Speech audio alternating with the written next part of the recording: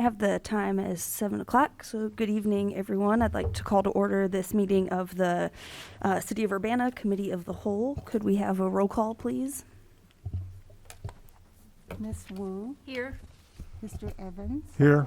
Ms. Hersey, Ms. Colasetti, Ms. Bishop, Ms. Wilkin, Here. Mr. Quisenberry, Here. Mayor Marlin. Here. Thank you. Next is approval of the minutes from August 1st, 2022. Do we have a motion? So moved. Second. Thank you. Moved by Marielle, seconded by James. Any questions or corrections? Okay, could we have a roll call, please? Or can we do voice? Okay, all in favor? Aye. Any opposed? Okay, those carry. Additions to the agenda, sounds like we have one change to switch items 2 and 3 so that we remove the TIF and then amend it. So switch items 2 and 3. Are there any other additions or changes to the agenda? Okay. Next are presentations and public input.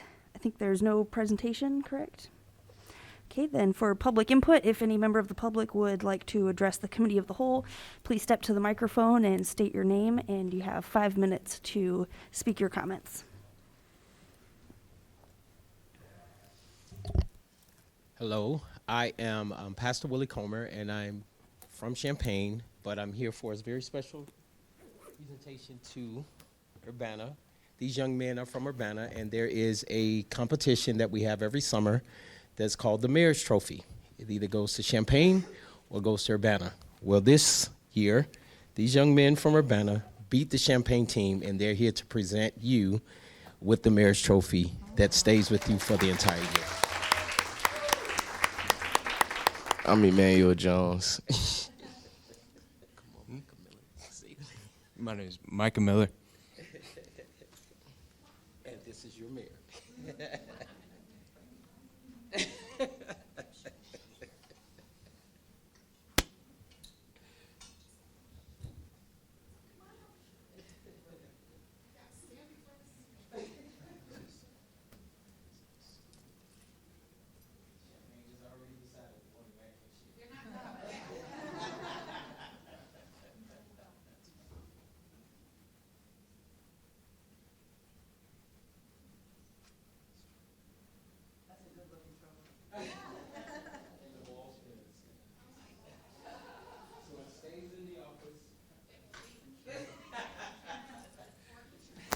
Thank you all. Great. Thank you very much for sharing that with us all. If anyone else would like to address the committee of the whole, please step to the microphone.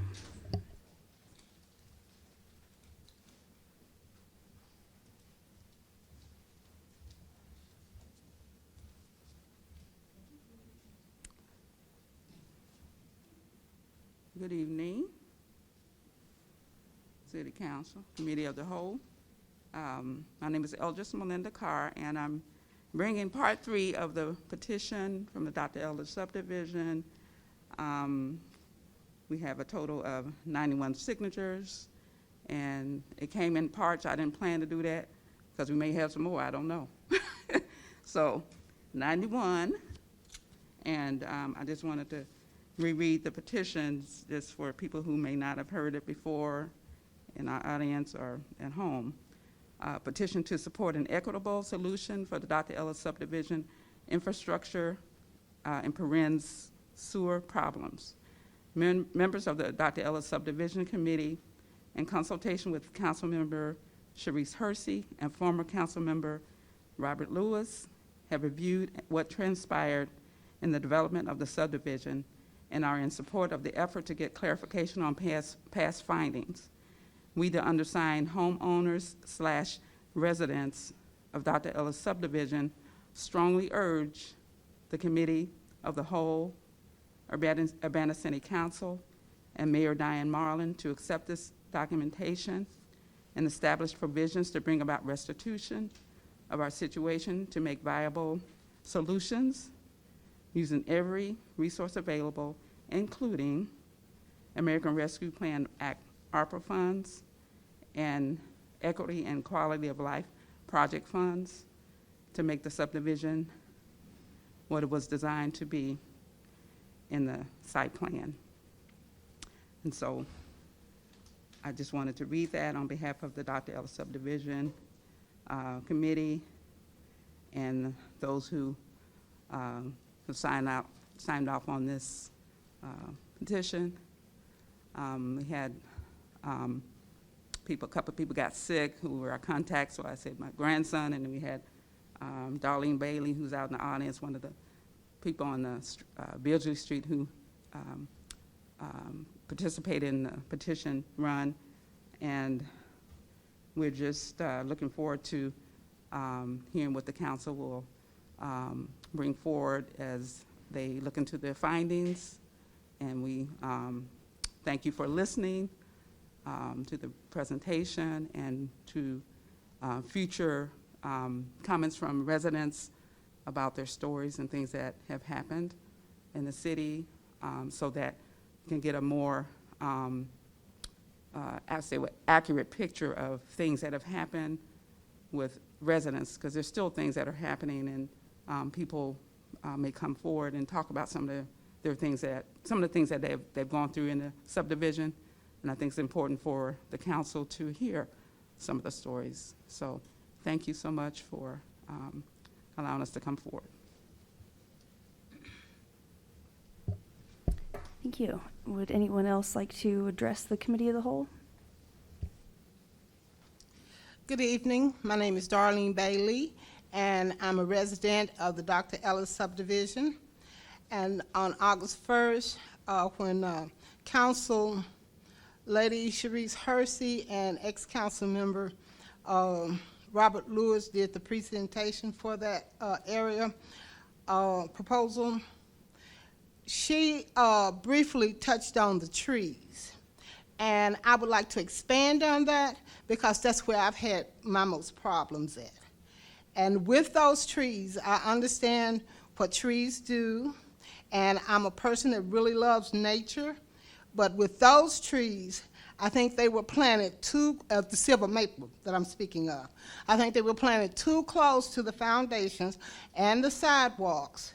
And that's where I'm having a lot of problems, and I noticed that other neighbors are telling me the same thing.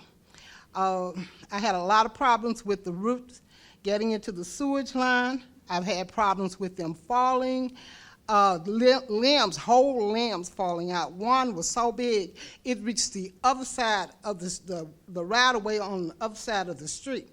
And the city came and helped got that up for me, and I thank you for that. And they also produced those little helicopters. That's what I was told they are. And they are a nuisance as well. They get in the gutters. Gutters are just mattered with them, and they help, break them down. And on the roofs, you see little bitty limbs. It's like those trees would have been better planted back off from the foundation, because, a few times, my mother woke me up in the middle of the night, and I stepped out in the water where she had flushed and it had come back. I've had that tree taken down, and I haven't had the problem since, but I also started treating my drains a little bit more aggressively and, trying to do my part with it. But those trees, I really wish you would take a look at those silver maples, because they are a nuisance and they can be dangerous. Because I had at least 2 limbs to fall. One I drug out myself and chopped it up with an axe. And the other one, it was a nightmare. It scared me half to death. But with that, I understand what trees do. I know that they help clean the oxygen in the air, and they provide shades. But those type of trees, I think they were positioned wrong. As far as the house, they get too big. That tree is 50, 60 feet tall, and it's sitting right there at the house and right there by the sidewalk. So it buckled my sidewalk so bad, I asked the city would they come out and replace it, and they did. Thank you for that, too. But it also it gave me a lot of problems, so I had to take it down. It is an expense, but I saved up on it and got it done.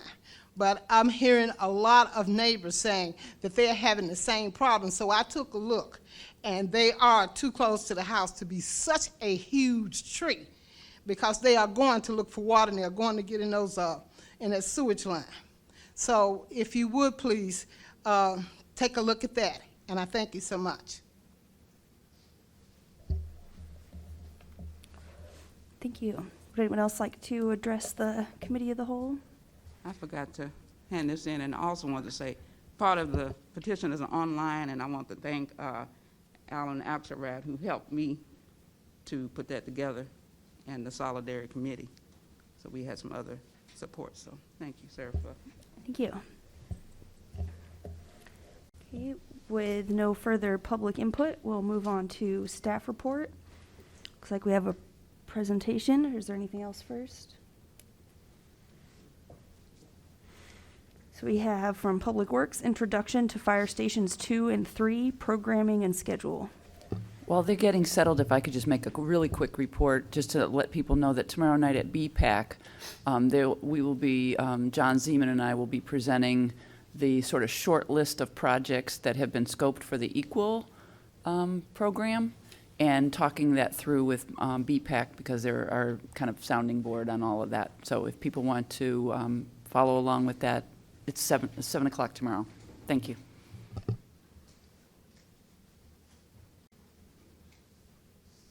Good evening. Let me get this queued up and we'll get going. So I gave you guys a handout that has essentially the slides printed out for you, just so you, if you want to make notes or follow along or anything, you have those. There's two parts. The first one's the presentation. The second one is kind of a more detailed breakdown. It's not so much for tonight, but kind of homework or something for you guys to digest before FGMA gets here, to kind of pick through this and see if you have additional questions for when they come and make a more formal presentation on this in a week. Is your mic on real quick there, Tim? Or maybe a little Check, closer? check, check. Yeah, thank you. Here we go. Here we go. It's a good mask. So the gist of tonight is kind of give an introduction of where we're at on this stuff, so that you guys have some time to digest this and formulate some questions and things like that for when our architects and engineers come next week to make a more detailed presentation on this. So we're going to touch on some things. A lot of it's going to be high level, a lot of information, but most of this is just trying to get this to you so you guys can kind of start to digest and review this stuff. We'll start with just like a little overview. The facilities master plan implementation is kind of what's driven this. The 2019 facilities master plan, we've begun implementing it. The citywide storage facility is underway over at the Public Works campus. The 2 new fire stations, we've begun scoping those as of now. It's what we're discussing tonight. The city building lobby reconfiguration is underway, slated to start here in the next month or so. And the Public Work campus rehab of bringing a lot of our different entities together and repurposing space over there. We're looking to get started on design in this fiscal year and then construction next. Another takeaway that we discussed during the capital improvement plan was the construction cost index of the 21% in 21. We've seen major inflation of prices on all of our projects. That's been taken into account at this point, and the capital improvement plan for this year had $12 million of debt planning to be proposed for the current project scopes for the facilities master plan.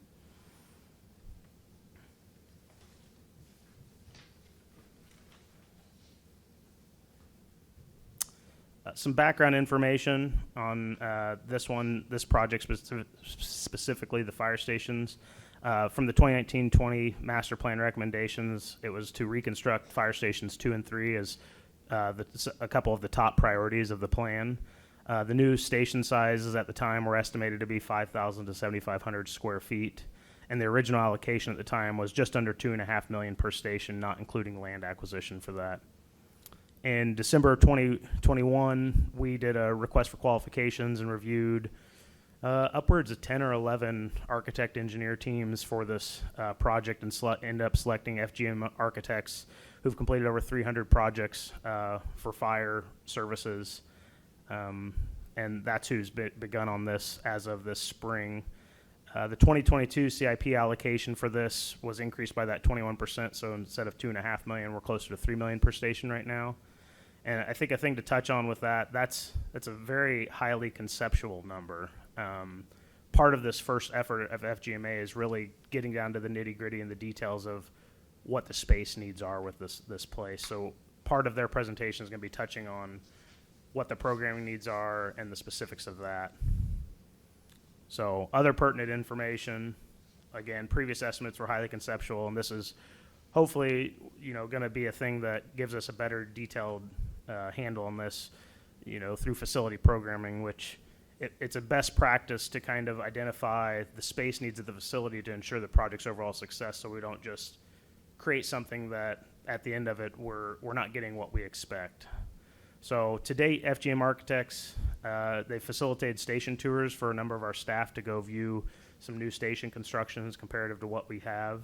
They've completed detailed staff program interviews to identify needs amongst our current fire staff and other city staff that deal with the facilities and the management of these. And they've also coordinated with our internal project management team to develop the proposed programs and conceptual budgets that they're included in this for review, but they're going to go over it in greater detail next week. And the other item is the final location for the North Station is to be determined. When we were looking at some of this FGMA, some of the space constraints of that site become a little bit challenging, which they'll talk about with you a little bit. And it kind of depends on where the council decides these things need to go as to whether that site will work for us or not. So FGMA's architectural and engineering services, we're in phase 1 of this right now, the concept and scoping. And we're kind of on that first step of the concept and scoping to developing these space programs.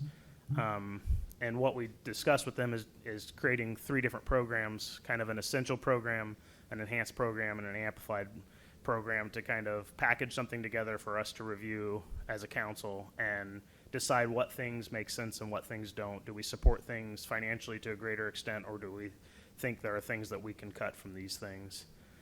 The purpose of this is really to kind of get your guys' input, present these alternatives to the council, and then you provide input back as to what scope and budget we feel should be supported for these projects so that we can then provide them a better direction to move forward with design on this. So they'll be here, the plan is to be here next council meeting to do a more formal presentation and discussion with you guys on this stuff. That's why I wanted to get a lot of this information out to you guys ahead of time to prepare accordingly, so when they're here, you're able to ask them any questions you may have. So the programming alternatives, just to kind of better define what we think these are. The essential is something that's going to result in a new 75-year facility outfitted for current standards. Any reductions from the essential programs would really be a compromise of service deliveries.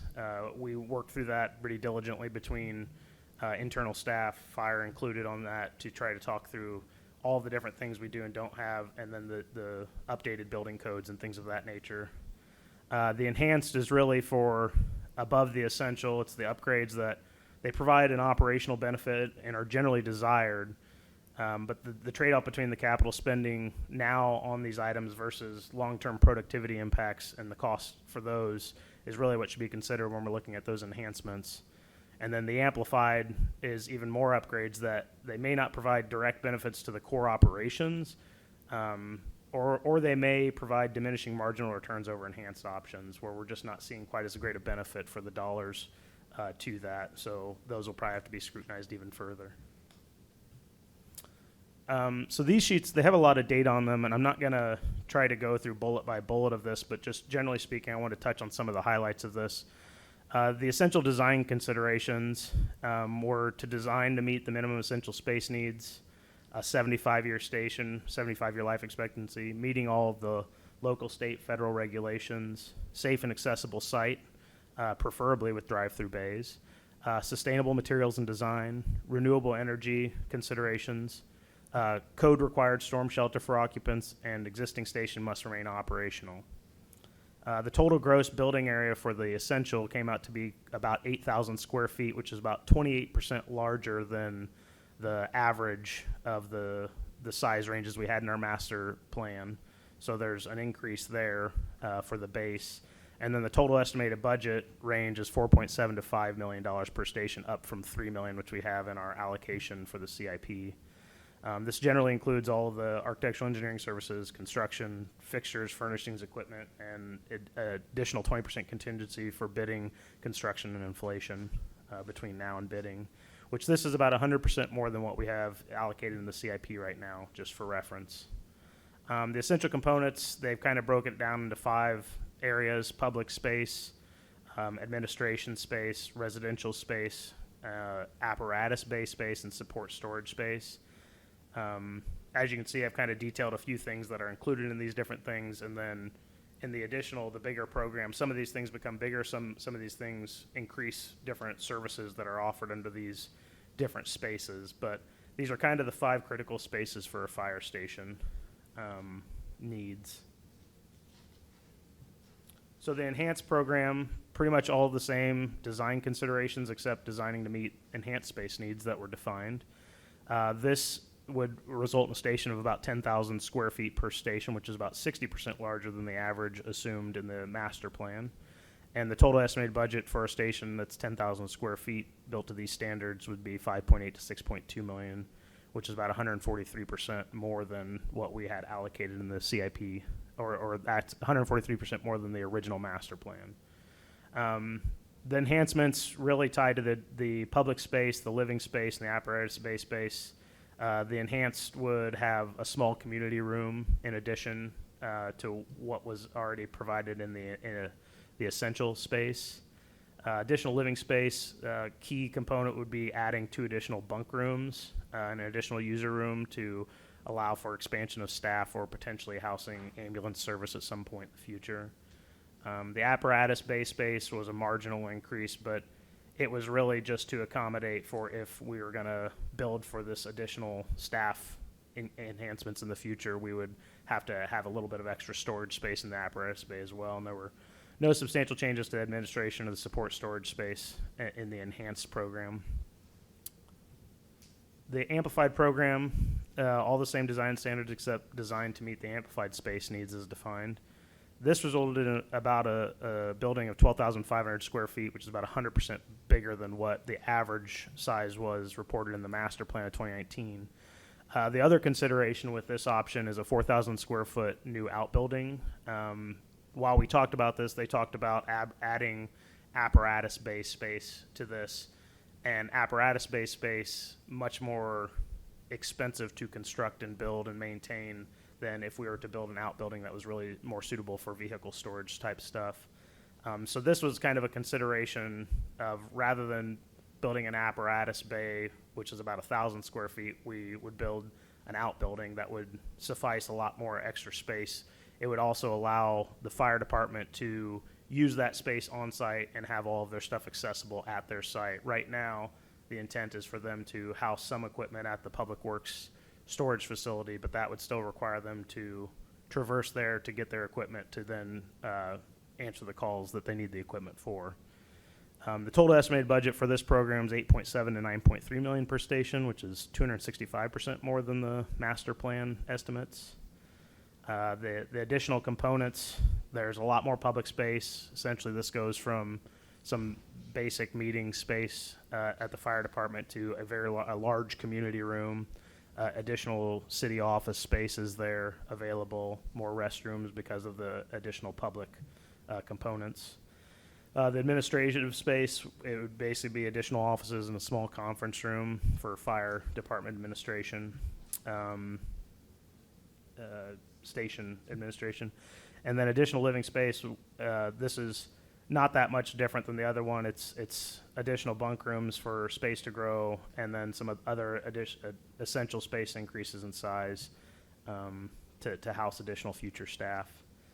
The additional apparatus bay space is just extra space to support more staff. Again, similar to the enhanced, but above the essential. And then there's no substantial change in support storage space. I touched on this, but the new outbuilding would provide basically an affordable alternative for vehicle and equipment storage to building additional apparatus-based space that's not required currently. So other questions for council kind of that have come out of this this routine, is LEED certification important? So council needs to consider the financial and functionality impacts that this may have on the other essential enhanced amplified components and the cost for all of those things.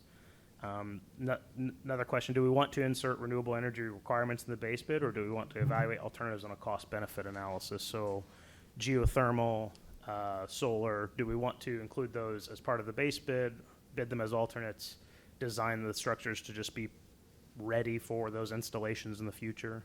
Another consideration for you guys to weigh in on. How does the city pay for the additional costs supported for this project above the original allocation? You know, are we going to do additional bonding to support these additional costs? Are we going to consider ARPA funds for portions of the work that council decides to support for that? And then how will the final budget for this project impact the rest of the proposed facility improvements? We still have about a $2.5 million worth of improvements over at the Public Works facilities that would have to happen beyond this. And the question is, you know, are they going to be delayed or deleted to make sure that this can get done? Are they going to be completed with additional financial support somewhere? And are we going to consider a similar essential enhanced amplified review of those facilities similar to this to do a good programming plan for the rehabilitation at those locations as well? So the tentative schedule, just to kind of clue everybody in, right now we're in phase 1, estimating 4 months, which would mean the end of September. If we had a decision on kind of the scope and budget that you guys support, we would cut loose the designers to really move into the next phase of the design and permitting section. The durations on all of these they're tentative. They are dependent on the prior steps, so we can't really move on to design permitting until we have a final scope approved by the council and budget. Once they do design and permitting and it's good, then we would move into bidding and award. And then as you can see, the big phase construction, where we're projecting could be up to 18 months from award of bid to final completion. And some of that's just because of the weather dependency of the certain portions of the construction.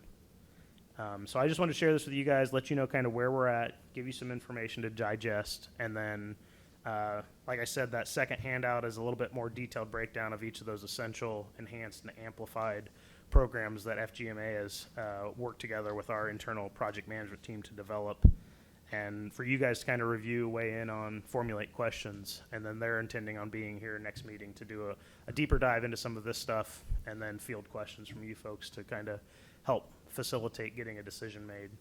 I don't think a decision, you know, nothing like that's going to happen at next week's meeting. It's more of still, we need to discuss this, weigh in, and then once we get that all refined and get your guys' feedback, then we would come probably sometime late September or October, whenever the decision is ready to kind of be formulated for you guys to pass a resolution of some sort to support the adjustments and the scope, the programming scope for these.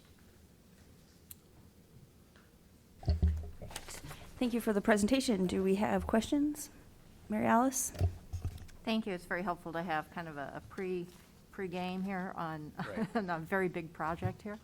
I guess my first question is, you had talked about a final location on the North Lincoln Fire Station. We had purchased land just north of the existing fire station. So I'm wondering when this conversation began in terms of whether or not this was an appropriate area. It was more based on, depending on the size of the station that ends up being, because as we saw, the essential is already above the maximum of what we were projecting in the master facilities plan. So if the council ends up supporting a 10,000 square foot facility, access and operations of that existing station become much more challenging on that existing site that you're talking about just north of Station 2.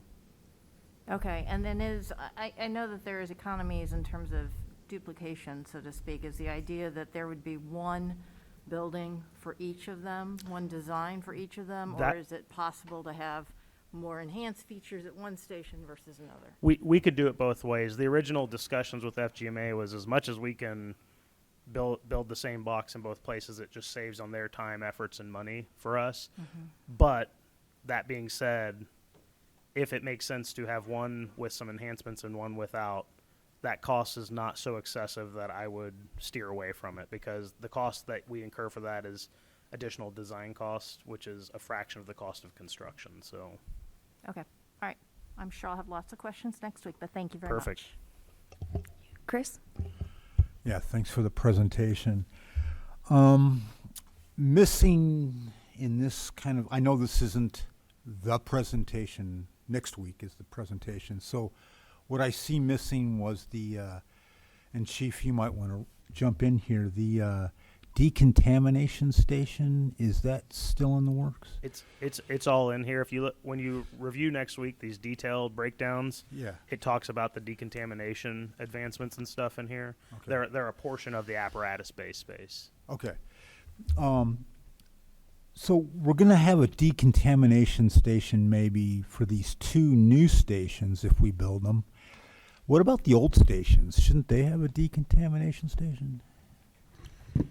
Yeah, they should. Right now, we take precautions to decon as best as we can. Yeah. But anytime you have new stations, they build that in so that you don't have to retrofit or go back and do some of those things. So anytime that we can do new construction, when you look at building codes and stuff like that for fire stations, these are things that are just run-of-the-mill that are built into each station. So one of the things that I would advise council to do, during this decision-making process, we can set up for you guys to go take tours, to go see some of the stuff so that it doesn't have to just be something, you know, that we're thinking about. You can actually see what those things look like and see what how the costs are built into things. Because right now, with no reference, it just seems, you know, it seems like that may not be essential, or you may not see how it's essential. But if you actually take a trip and see some of these things, you'll see that it's not, it doesn't present as maybe grand as it sounds. Okay. Yeah. So I wrote a long email to your predecessor, Chief Laus. Yes, sir. And I took the tours of the 2 stations last year. And it struck me as a poor man, I'm just speaking as me. Yeah. We're fixing something that doesn't seem broke. Our Chief Laus told me that response times were 3 minutes, which is great. Yeah. We seem to be still doing the job out of those 2 stations. So what I asked in my long email of Chief Laus that I will ask of you is I need a sales job. I need to be told, and this helps. Yeah. This is the beginning of help, but the public needs to be told why we're doing this and why it's a good idea. Yes, There's sir. people behind you right now that have been waiting 10 years to get their sewers fixed. Yes, sir. Okay? Mhm. So, you know, we got to make this worthwhile to the whole community. Yes, okay? sir. If you don't mind. I mean, No, that's no problem. And I want our firefighters to have the best equipment, the best facilities, and the best training. Yes, I sir. mean, no doubt. We're all on board with that. Yes, sir. So I'm just hoping that as we keep going, that we communicate to the public that this is really a good idea and we really need this. Yeah. So, and we can do that. And like I said, some of those tours, I'm not meaning like our current stations. I mean the stations that, you know, I want you guys to tour the facilities that will be built. You know, right now, our door seals are bad on both stations. Station 2's overran with mice.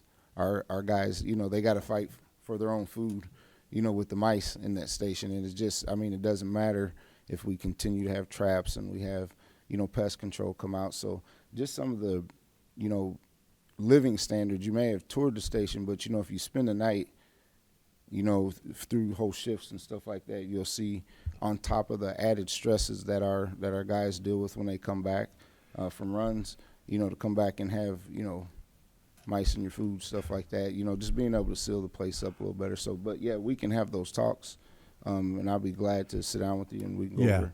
I guess, you know, maybe I wasn't listening. I mean, Mary Alice was with me when we went, and I just didn't hear. I thought I was going to hear all these problems, like, and look at this, and look at this, and this is terrible, and this is terrible. I didn't get that from those tours. Yeah. Other than, you know, the sleeping quarters are kind of small. Well, you're talking to the wrong guy. I sleep in smaller quarters than the firefighters do. So, but again, I welcome you to Yes, sir. please make the case that we need this. No problem. I think another thing to that, Chris, is FGMA will provide a lot of insights to some of the health and well-being things that are going to go into this. Having worked on 300 of these facilities and knowing all of the codes and everything, they can tell us very clearly what is and isn't a problem with these things. Yeah. Yep. Questions? Yes, Mayor? Can you clarify which of these three options have the flexibility to provide space for ambulances being located there, should we decide to go that route? Currently, I think it will depend on where we go. The decisions for the ambulance and stuff have not been figured out. You know, we're not definitely going that route. We're not going that route. Any of these stations, the intent is for the design to be flexible to add space for those type of things. So if we don't have a definitive answer, any of these is going to be flexible to go to there. The enhanced option, the enhanced or the amplified option, both provide built-in bunk space from the get-go that either allows our fire department to grow into that space or potentially retrofit that space for an ambulance service if need be. But all of them, the intent behind the design is design, you know, in my mind, I think design and build for the 20 years, but design for the 75 so you know how you're going to expand when you grow. So is it realistic? You know, Damon and I talked about this, and is it realistic for you to grow one additional firefighter per shift? And he said, no, you know, if we're going to do that, we're going to grow like this because the way the engines are staffed and things, there's a reason of how they would grow for that. And we've had very detailed conversations about that stuff. So the essential is really building for everybody that's there today. It'll be designed in a way that we could build out in 15 or 20 years if that need presented itself, but it would not be built with the essential, whereas the enhanced or the amplified has built-in space that effectively, you know, in the interim it would be used for something else, but not for that unless that's a decision that's made before design gets underway. James? I'm sorry. Thanks for the presentation. Thanks for being here. I did go on the tour. I've seen a lot of facilities, both in my day job and my work on the county, and I understand why we're talking about this, how old those buildings are, and some of the challenges that exist with them, particularly when they're used for such a high need, safety conscious application. I'm sorry, this is going to be repetitive, but I'm going to ask Mayor Marlin's question again. How many bays are in the basic design? Two bays. For both? Two existing, we have 2 bays, and the essential will have 2 bays. So how many bays are in the enhanced? 2 still. And then how many bays are in the amplified? 2 for now. So none of these suggestions have the third bay as a part of the design. Correct. Okay, thank you. Yeah, and just to tail on that, the amplified originally we had a third bay in there, and the discussion was how would we use this? And the discussion was the bay space isn't as critical as just equipment vehicle storage space, more of it, rather than paying an expensive footprint for the bay space itself. Yeah, and the reason why I'm asking about that is, and maybe this is just my perception, but if someone in Southridge has a medical emergency, I know that Station 2 will be there right away. But how far away is an ambulance coming from to get Right. to Southridge? It's coming from Carl, right? That's the closest one? Or further down on University, right? Yep. Or on Neal Street. So right now, none of the plans have the possibility of staging an ambulance in southeast Urbana to serve that large circle of Urbana that has to have an ambulance come all the way from Carl Hospital or the service on Neal Street, right? Correct. All right, thank you. I'd throw in some questions here also, if I could. Could you explain what it means with existing station must remain operational on all of these plans? You mean the old ones? Correct. We have to still be able to provide fire service in those areas while we're building the other one. So effectively, if we have to take a station offline, we have to build a temporary station somewhere else for them to work out of. But you just mean during construction, right? Not Correct. permanently having Correct. 4 then or something. Right. Okay. For the it's probably not the full 18 months, but whatever time if we had to use enough of the site that we had to take something out of service for one of the stations because we were too close to it, at that time we'd either have to have a temporary station somewhere else or some kind of intermittent plan to provide that service. And could you explain some of the differences, like the increase in space, even on the essential program, from the 2019 facility master plan? Like, why is it that increase in space from the original plan? That was purely based off, so without looking at the 5,000 to 7,500 square feet, that is all just highly conceptual based off what we currently have. One station I think is about 3,500 square feet, the other one's about 5,000. The projection was we're going to need to build them to that size plus something, so they said 5,000 to 7,500 as a buffer. And then when we went through the actual programming that we've done with FGMA, the result was 8,000. It was not pre-calculated. We just talked about all the different needs that are required here and then the minimum space requirements for those things, and it ended up being 8,000. Thank you. And thank you again for the information ahead of time. And for the questions for the council, these things you want us to think on and have more. You'll be here next week also with the architects and have more discussion? Yep, absolutely. Great, thank you. Any other questions or comments for staff report? Yes, James? So, looking at the schedule, for phase one, concept and scoping, if we wanted to encourage the public to see what's going on and come share comments, it looks like September, October, maybe at the latest November for gathering public input on Yeah. some of these things, like the additional public space Right. potentially in the various areas. I would assume that we would get some ideas from the public as to how any outdoor public space that could be used by the outside public would fit into this and how it might be used. Yeah, this is a tentative schedule. This is just, if it takes us through November to get there, then everything else just slides with it. So I just wanted to provide a representation that had duration, but also potential completion dates. So it's the September 2022, that's the beginning of the 4 months, right? That conceptually, we started phase one in June. FGMA started their okay. programming. Where I'm going to say is maybe the middle ground. Once you guys provide kind of the direction for us, they'll basically button that up into a final budget, a final program, and probably a rendering of some sort for everybody to see the look and the feel of these type of things to present to you, and then they'll step into design at that point. Okay. So you feel like we're about halfway through phase one? Yeah, Okay. give or take, but it really depends on when you guys feel comfortable to get this decision made. Okay. It just, when you guys make the decision, we'll step into the next phase of this. But I just wanted to see how that stacked up so everybody understood. These projects just take a long time, so. Thank you. I would say one of the reasons we chose FGMA, they've got a really good program built for the community. They don't skip that part. They understand how important that is. And so after this portion gets done, they will let you guys in on when and how that will shape out too.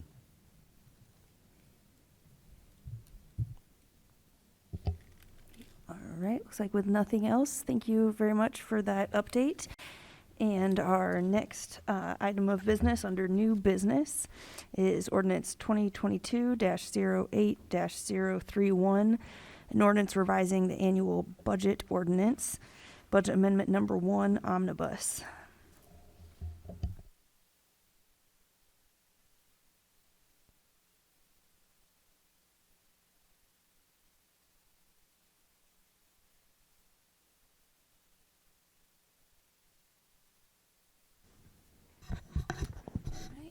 Good evening, everyone. So I know it wasn't too long ago when we passed the fiscal year 23 budget, but we have a couple of things, excuse me, a couple of changes to the fiscal year 2023 budget. So these are pretty straightforward, but I'll go over each item briefly and then I'll answer any questions afterwards. So under general operating fund, the first item there is we are carrying forward any fiscal year 22 unspent funds of $11,370 to the fiscal year 23 budget, and that is related to the sister city budget.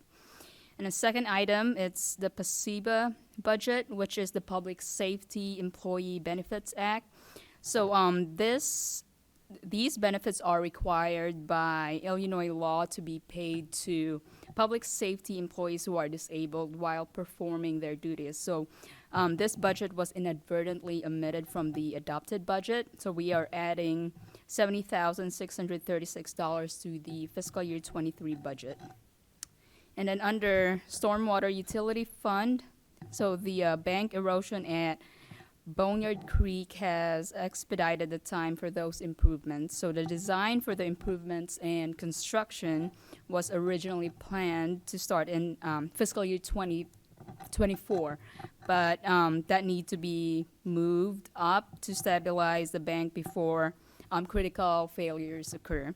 So the total estimated is $220,000 for the completion for this project. And then the last item there, it's under Local Motor Fuel Tax Fund.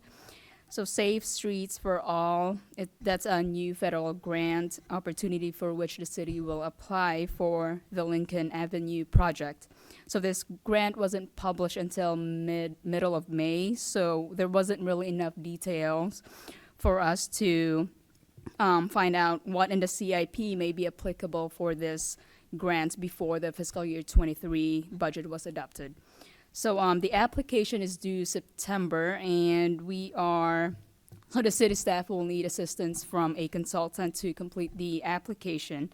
So since the Lincoln Avenue project wasn't planned to begin until fiscal year 24, this amendment is to repurpose about $50,000 from the Joint and Crack Sealing Program to cover the grant application and planning cost. I think those are it. So I'd be happy to answer any questions. Yes, I don't know who's first. So Chris first. You probably don't know the answer to this, but I'll ask it anyway. So the stormwater detention, that's the Race Street Park underneath there, right? Is that where we're talking? I'm going to have Tim. He'll probably know more about this. So is location first. It's the park under Race Street, right? More or less, yes. More or less. And the thing that always bothers me for the last 10 years is that after a hard rain, all kinds of mud, silt, mess up the kind of walkways and everything. Will this correct that? This will not necessarily, this specific part will not necessarily correct that. Okay. Part of the entire enhancements to the Boneyard Creek that we had plugged in, there's a few different components. Some of it's bridge structural repairs, Okay. some of it's bank stabilization, and the third part of that is doing some erosion control measures to try to mitigate some of that. Realistically, we're probably not going to eliminate that. The purpose of the basin is detention, to detain water, and when the water comes up and the silt comes down, we're still going to have some of that. Okay.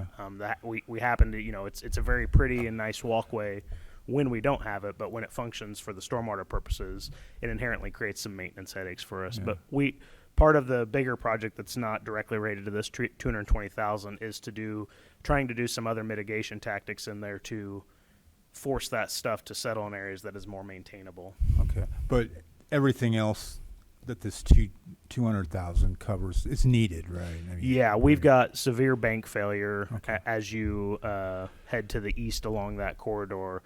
We've got some power poles that are subject to collapsing into the stream at any one point. Part of this project, when it was built, they didn't do all of the bank stabilization and things that they had originally talked about. And since the city's done a few different phases of solidifying this bank in parts and pieces rather than as one fell swoop, and this is kind of what I'm going to hope is the last part of that piece. Okay. That's all I had. Sure. Mary Alice? Tim, you might as well stay because I have some questions for you along the same lines, although the first one is not. The Stormwater Utility Fund, is that something that's funded through fees?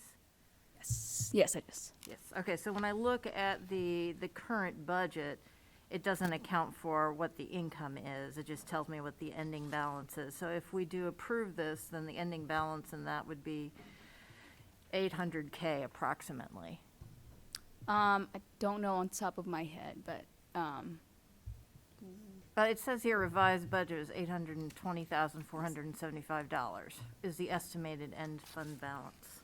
oh, the 800, yes, that's correct. Okay, so my question to Tim now is how does that impact what we had planned to use the funds for in that stormwater? It does not. Effectively, what we're doing, because we have the $820,000 fund balance, we can eat away at that. The intent was this $220,000 to be spent in FY24, so we're just moving it up a year. And because we have that fund balance, we have plenty of buffer there. We're not going to deplete it to a point of critical. So we're not switching priorities in terms of different projects? No, all the other priorities are staying where they're at. We're just moving this one from 24 up with the 23. So our end fund balance will probably be like 600,000 with this budget amendment. Actually, it's a million, Okay. and it goes down to 820 with correct. this. Yeah. Yep. And then my second question had to do with the grant application for Lincoln Avenue project. So what does that entail? $50,000 doesn't sound to me like filling out a 100-page document. It sounds like more design and so forth. So if you could Sure. expand on that. So the SS4A grant came about May timeline-ish, and there are two components of it. One was a planning component, which we think with our Champaign-Urbana urbanized transportation study, we already have a plan in place that meets their goals, so we can go straight to the implementation phase of actually doing projects with this money.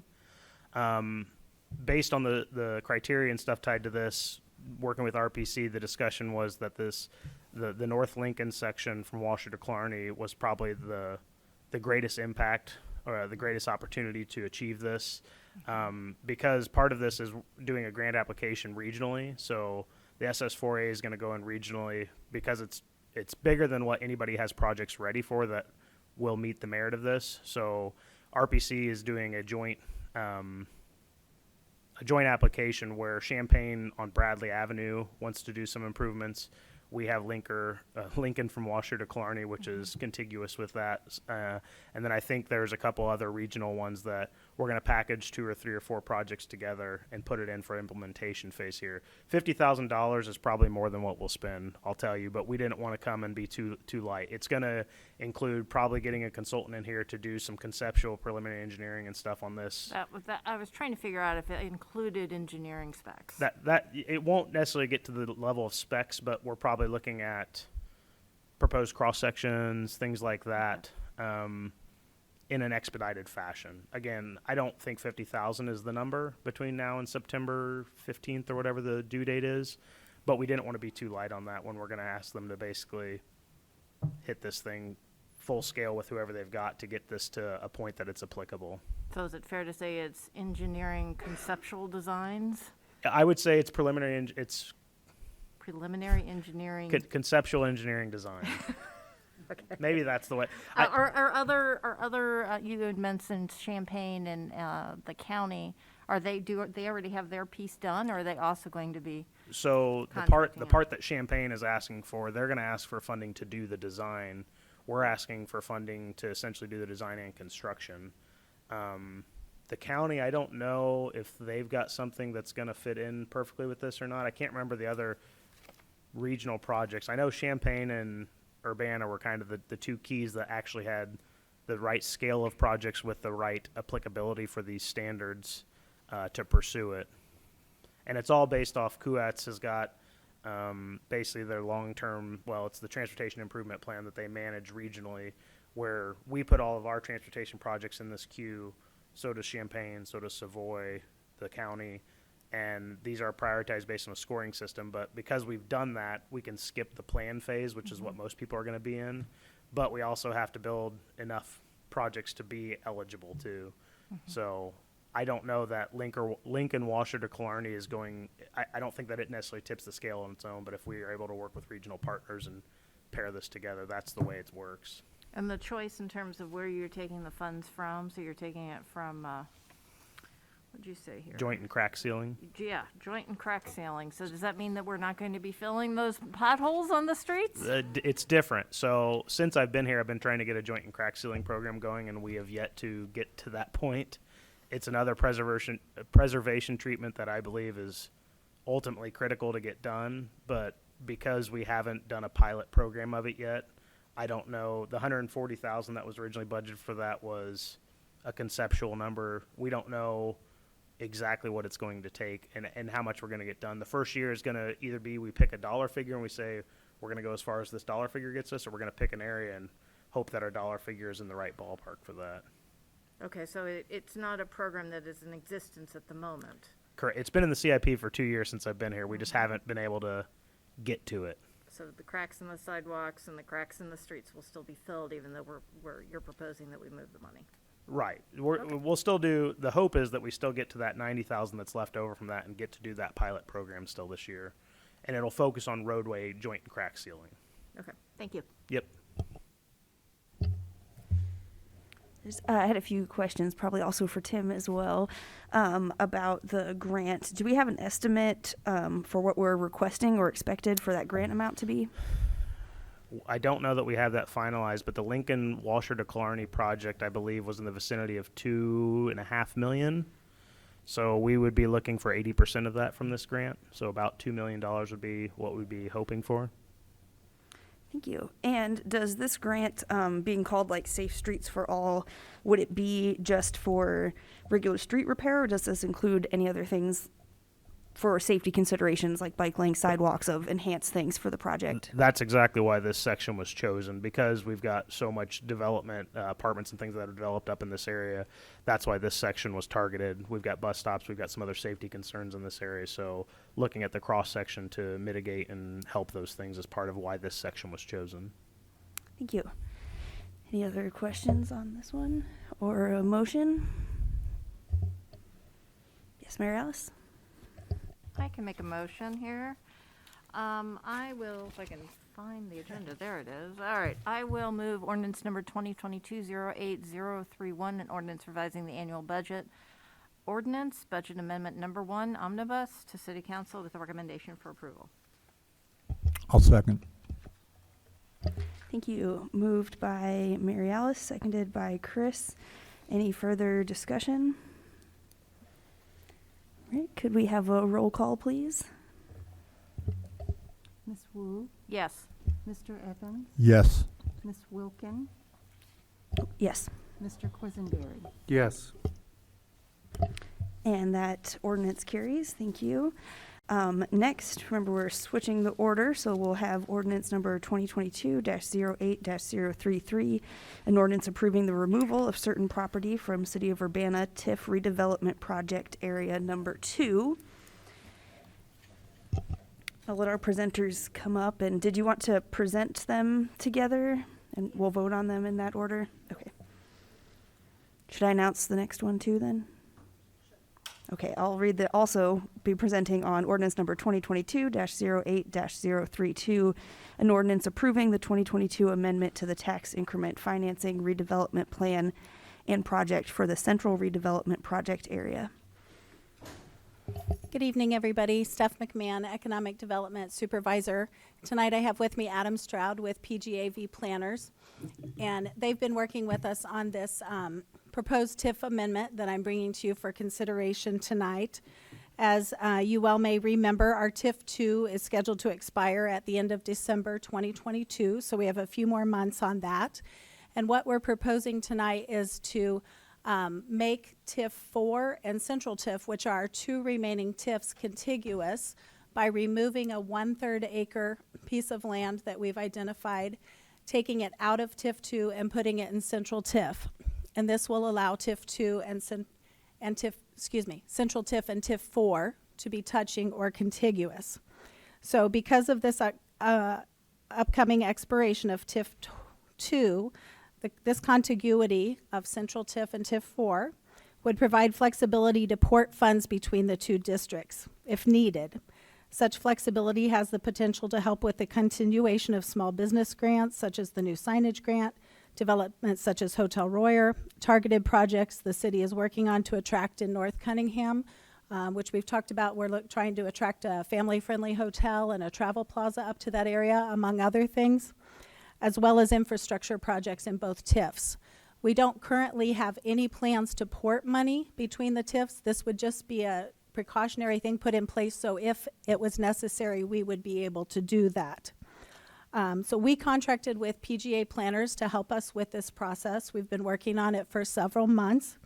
There were a lot of public notices required, public mailings that went out to residents, property owners, taxing bodies, and we held a public meeting on May 19th. At that time, there were no comments against this change. We had a TIF Joint Review Board meeting in June, at which time the Joint Review Board recommended unanimously to recommend to council to accept this proposed change. And we also had a public hearing August 1st, at which time there were no comments against there were no objections to this proposed TIF amendment. So if this ordinance to accept the amendment to the TIF redevelopment plan and project for central redevelopment TIF is not approved, the city would not have the flexibility to port funds between the two TIFs if it was needed. So I've asked Adam to come tonight if he has any comments, and we'll try to answer any questions for you. We are recommending that the city vote on these ordinance to remove that portion of land from TIF 2, and then the second ordinance is to add it to central TIF. Thank you. We have questions? I don't. Just thanks for inviting me. I'd be happy to answer any questions. Thank you. James? Yeah, so I'm going to actually, I want to clarify some things for me about the TIFs, because I'm fairly new to our TIF layout. Looks to me like TIF, the central TIF was the first one that was established. No. It's not? TIF 2 was first and became a donut around central TIF. Central TIF is our Was newest. central TIF cut out of TIF 2? I believe so, yeah. There was an original TIF that was overlapping much of what central area. Okay. I think some of TIF 2, but So it went the other way. Instead of expanding out, it cut out. And I'm a little bit curious about the central TIF, the extent that it goes to the north, where it seems to include a lot of Park District property to get to this little section fairly far north, so it's not very central. I'm just kind of curious, what was that part of the original? Do you remember that? well, I can't speak from memory because I didn't do it, but one of my colleagues did. Is your mic on? Doesn't sound like it, does it? Oh, all right. Thanks. Thank you.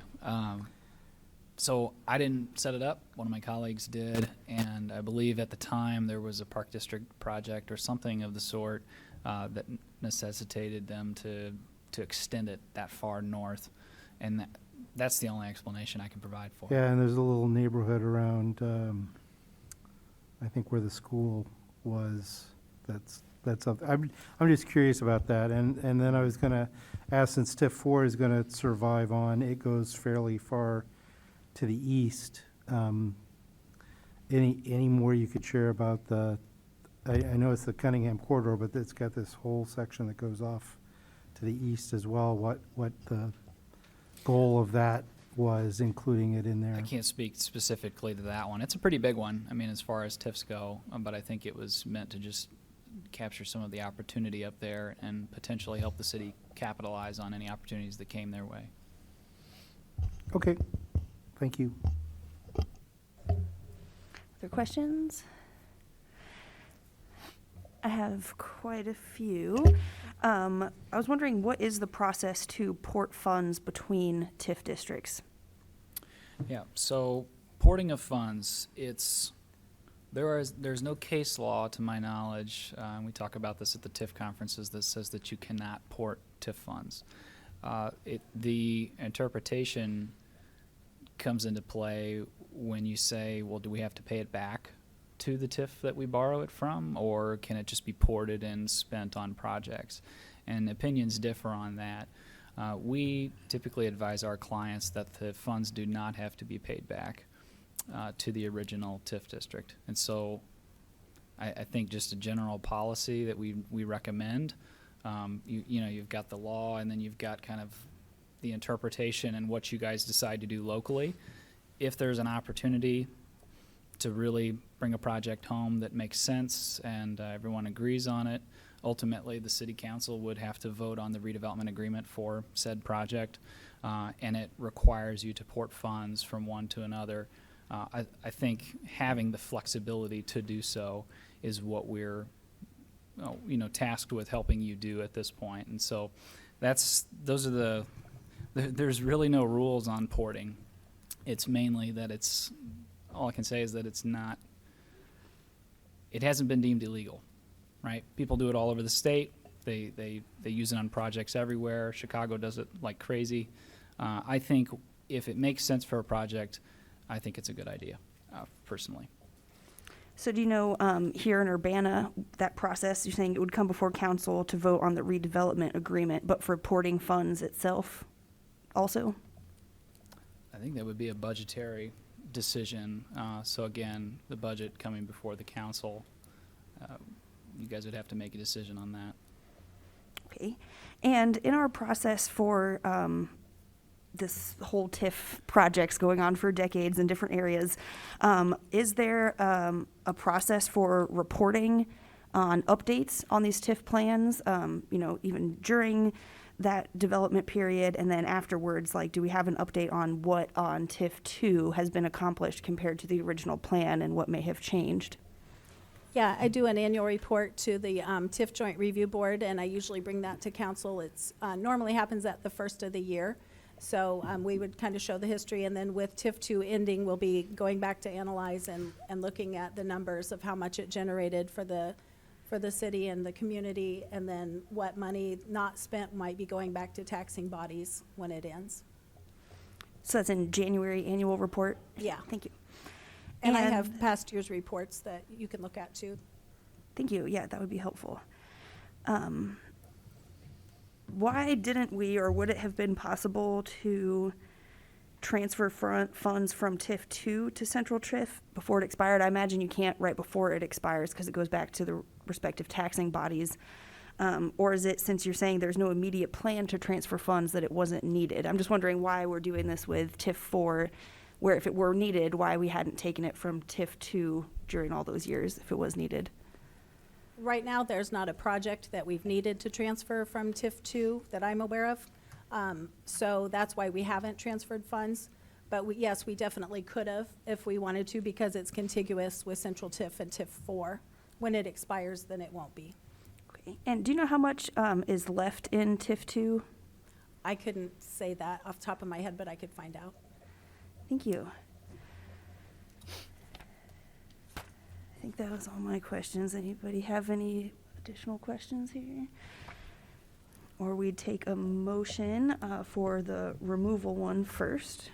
All right, I would move ordinance number 2022-08-033, an ordinance approving the removal of certain property from the City of Urbana TIF redevelopment project area number 2 to City Council for the consent agenda with a recommendation to approve. I'll second. Thank you. Any discussion? I have some. James, would you mind taking the chair? Yes, Chair recognizes Grace. Thank you. Yeah, thanks again for this presentation, trying to understand all the complexities of TIF. I'm seeing some discrepancies, I feel like, in the report versus what's being said here about not having plans for transferring funds. It doesn't mention specific plans, but the way it's worded, that these funds are needed to ensure that the redevelopment projects in Central TIF go to fulfill their plans. It says that this will provide TIF financing to address remaining deficiencies in redevelopment projects in Central Area TIF. So in this project, it says, quite a few times about drawing funds from TIF 4 to Central TIF, and nothing about the other way around. And then you presented the budget for the increased cost of central TIF of an increased $5 million. But then I'm also thinking that means there's going to be equally increased inflation costs in the Cunningham TIF district that need to be addressed. So I have concerns, and it doesn't sit well with me that this would be taking funds from the Cunningham TIF district that I feel really still needs them. Looking at that original plan, I'm interested in how much we've accomplished and how much still remains to be done, and taking it, focusing on the central TIF, maybe particularly for one large project. So those are my concerns, and I didn't know if you could just reiterate that you're saying that process-wise, if any funds were to be ported, that would be another approval process, that this right here doesn't allow transfer between them. This is just giving us the option, and then if that were to happen, there would be a further approval process. Yeah, let me confirm that. You certainly have the option to do it. Now that if you approve, then you would have the option to do it. As far as the budget increase, whenever we do an amendment or change the boundary or something like that, we always go back and we adjust it up for inflation while we're at it, that sort of thing.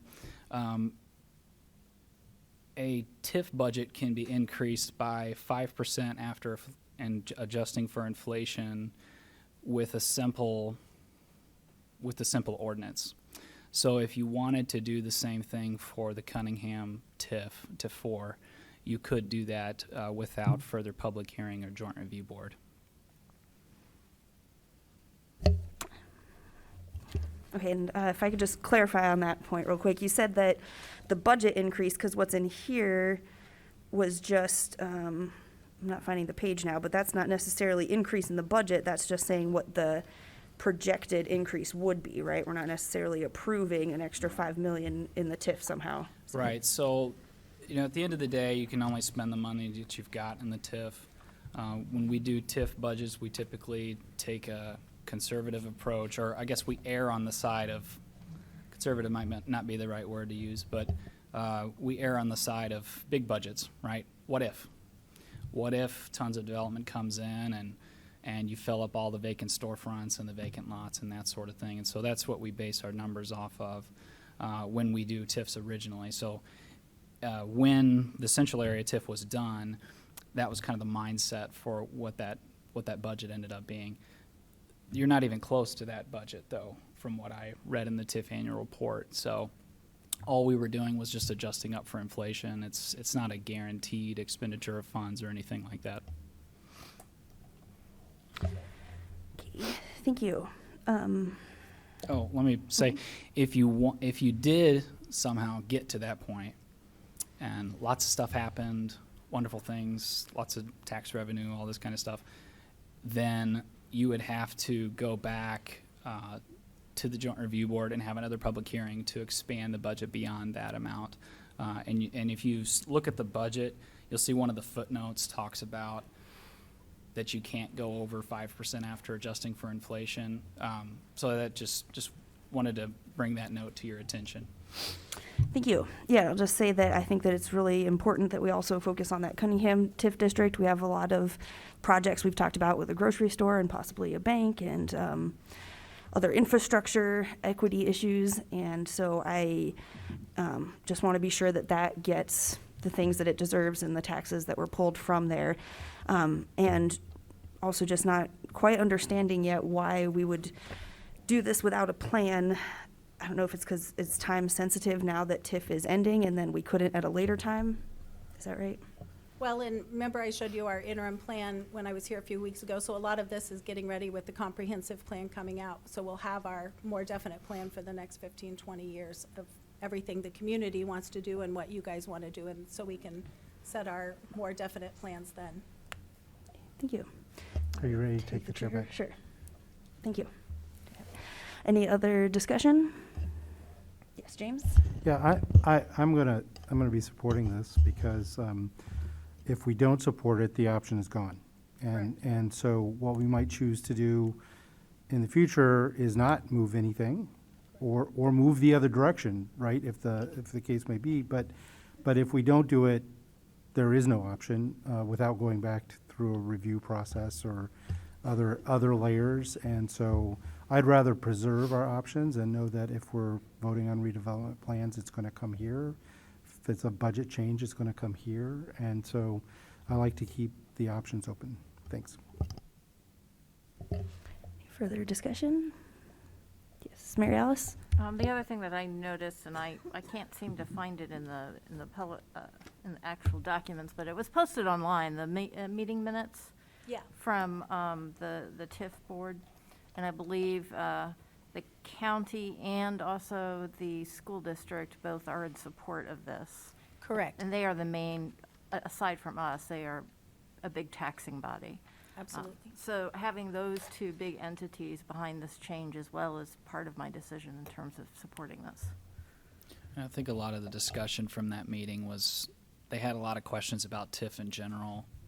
Not a whole lot of questions substantive about this particular amendment, but they were just curious about TIF and asking questions and stuff like that. So those are my recollections. I don't remember any negative opinions about this. The others? Okay, so we have moved by James, seconded for Mary Alice, to move this removal ordinance to the consent agenda.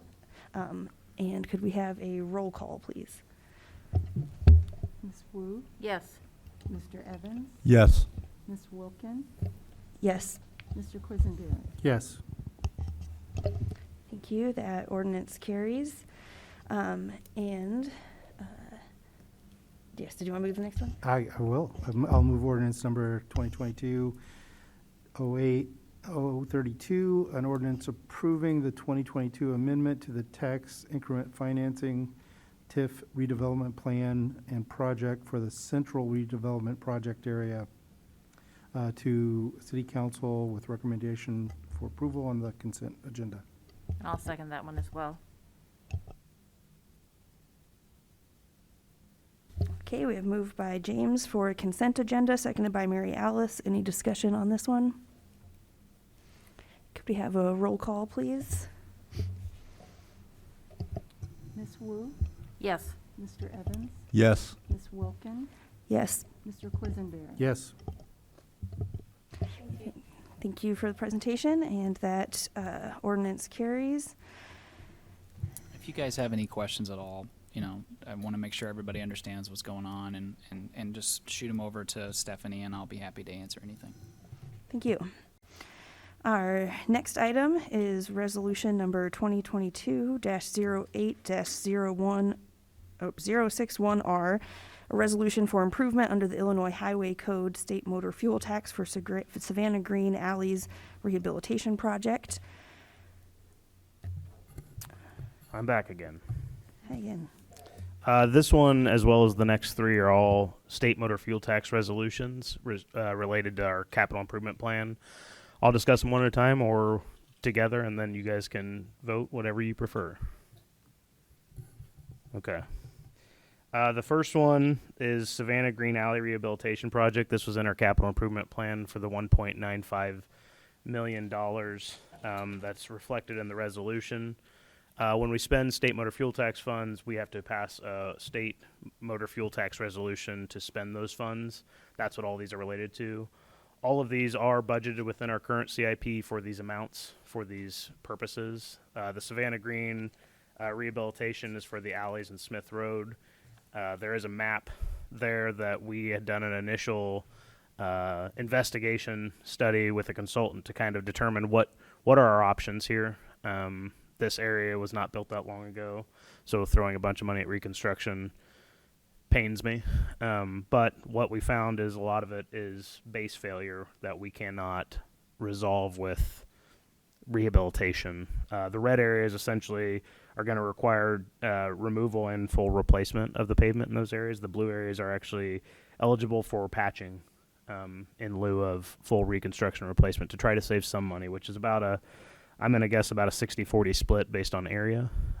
So it will potentially save us some money, but not as much as I was hoping. So that's that one. If you guys want to stop and vote on that, we can do that, or I can keep going. I think we can do the presentations together, is that right? Without bundling them officially? Yes, I think you can present on all of them. Okay. The next one is state motor fuel tax resolution for $22,500 for our bridge inspections. In BIS, we're required to do bridge inspections on a 2-year cycle. Historically, we've consulted that out and intend to continue to do so with the same consultant that we've used in the past. So that $22,500 would be for this consultant to perform the bridge inspections for structural inspections to kind of address structural integrity issues. The next one is a resolution for improvement under the Illinois Highway Code for the Boneyard Creek Crossing improvement projects. This is semi-related to what we discussed before. The first one we discussed earlier was the bank stabilization portion with the stormwater utility funds. This is bridge repairs. We've got some structural repairs that are necessary on the bridge in this area, and that is state motor fuel tax eligible, which is why we're funding it through the state motor fuel tax funds. The proposal for that one is $55,000, which would essentially get the design engineering done in this fiscal year, and then we would still plan on doing construction repairs in FY24, which is how it's reflected in the CIP currently. And then the last one is the Springfield Avenue from Wright Street to McCullough Street resurfacing project. The intention is to pass a resolution for the engineering costs to get the design done in FY23, and we would still be looking to do reconstruction of that or rehabilitation of that in FY24 as reflected in the CIP, and that's for $70,000.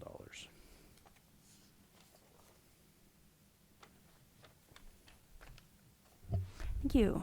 Yes, Mary Alice? You're a popular person today, Tim. Just try to You got it all in one meeting. If I'm That's going to be great. here, let's do it. All right. So I had a question. I know we've talked about the alleys before. You had said that there were base errors. Can you expand on that? There are base failures related to it. So in addition, a lot of what is through there, this was an experimental subdivision 20 years ago.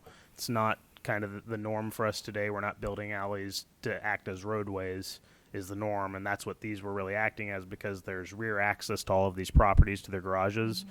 So the alleys are used as much, if not more, than the roadways. And what has happened is those alleyways have failed. And what we found in our investigation was it's not necessarily determinant that the base alone caused the failure, but there was base failure. The base is essentially the subgrade below the pavement, usually like a aggregate course, something like that, where it was either not compacted correctly, or even the subbase below that had some unsuitable soils that probably should have been removed and replaced at the time. It can't be determined that that's the immediate cause of this, but because of the failure, the repair is not rehabilitation. It's pulling it up, redoing the base, and then redoing the pavement. So who initially built the alleys? This was a development that was constructed in the early 2000s. It was a developer constructed. So a developer is a person who actually constructed them, and I know that happened prior to your employment at the city of Urbana. But when that happens, I mean, this is not a small amount of money to I $2 million. totally agree with you. So I guess, for future projects, how do we prevent something as structurally unsound being built and approved again? Right, and I think some of that is stuff that we're trying to address with our subdivision and land development code revisions that we're working on now.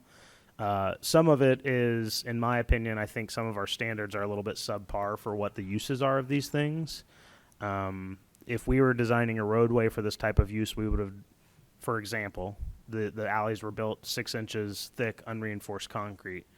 We typically are probably not building any roadways for load transfer or anything else less than 7 inches with load transfer bars at joints. This was unreinforced at the joints. This was 6 inches. And that's acceptable in our current standards, which haven't been revised since '98. So it sounds like they actually built them to the standards that we have, and our standards are incorrect for the use that it is. I think that's part of it. I think that's definitely part of it. Is it's imperative that we address these standards and get them, hold developments to the same standard that we would hold ourselves to. But the base failure is something that, to me, that's something we have to be very diligent on the construction observation. So the way we're set up with subdivision and land development, we put that all on the developer, but they have to provide us testing results and all of this stuff to show that they've done the compaction testing and all of these other analytics that we would do on our projects, so that we can say, okay, you've built this to our standards, we accept this, we're going to take over the responsibility of this thing. So potentially somewhere in there, and the way that's set up, testings for standards through the Department of Transportation standards changes every 4 years, but generally speaking, you're not testing every 10 feet of this base, you may be testing every 100 feet. So if someone's trying to skirt the system and they do really good compaction when the inspector's on site and really poor compaction the rest of the time, that's an issue. So we're working on trying to figure out a system that makes sense there, that what makes sense and how can we hold people accountable for what they are building. Depending on what you're constructing, there are different means and methods to do that. And do we have anything that is in the foreseeable future with the same builders of the Savannah Green?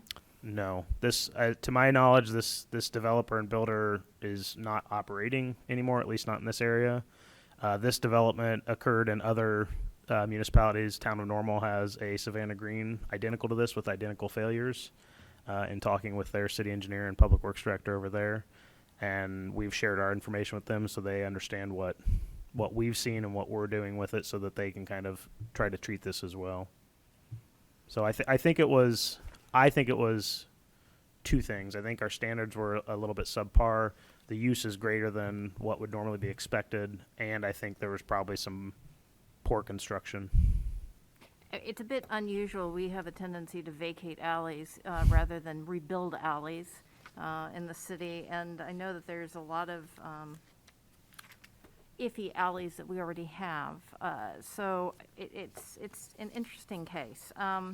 So then I had a question about, I mean, in terms of the inspection of the bridge seems fine. You did mention, I just went back and looked at the budget amendment. In this resolution, you talk about bank stabilization, but also in the storm utility fund, you talk about bank stabilization. Is this just a combination of funds that we are trying to use? Yeah, there's a portion of which that can be is state motor fuel tax eligible, that's in and around the bridge. Okay. And then there's a portion that's not eligible for that funds, which is what that stormwater utility fund is used for. Okay. Thank you very much. Mm-hmm. Do we have other questions?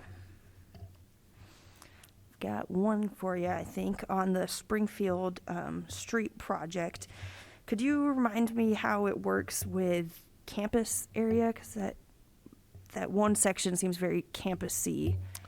Yeah, all of this section is within our jurisdiction. There are certain roadway jurisdictions that are not ours, but there are some convoluted agreements between us and the university as to who maintains certain things in certain jurisdictions. But as far as the roadway in that section, that is ours to own and operate and maintain.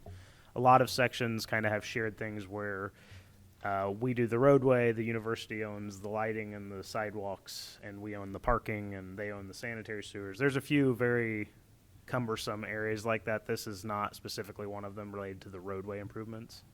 And this is just a resurfacing project, so it's generally isolated to the roadway and probably curb ramp approaches that are non-compliant with state MFT funds. If there's non-compliant curb ramps adjacent to the roadway, we're required to repair those as part of the project. Thank you. Mm-hmm. Any other questions? Or someone interested in a motion for them singularly or to combine them? Can I make a motion to combine them, or should it make more sense for us to just do one by one and put them on the consent agenda? Oh, okay, let's do that. Do you mind if I make a motion? Yeah.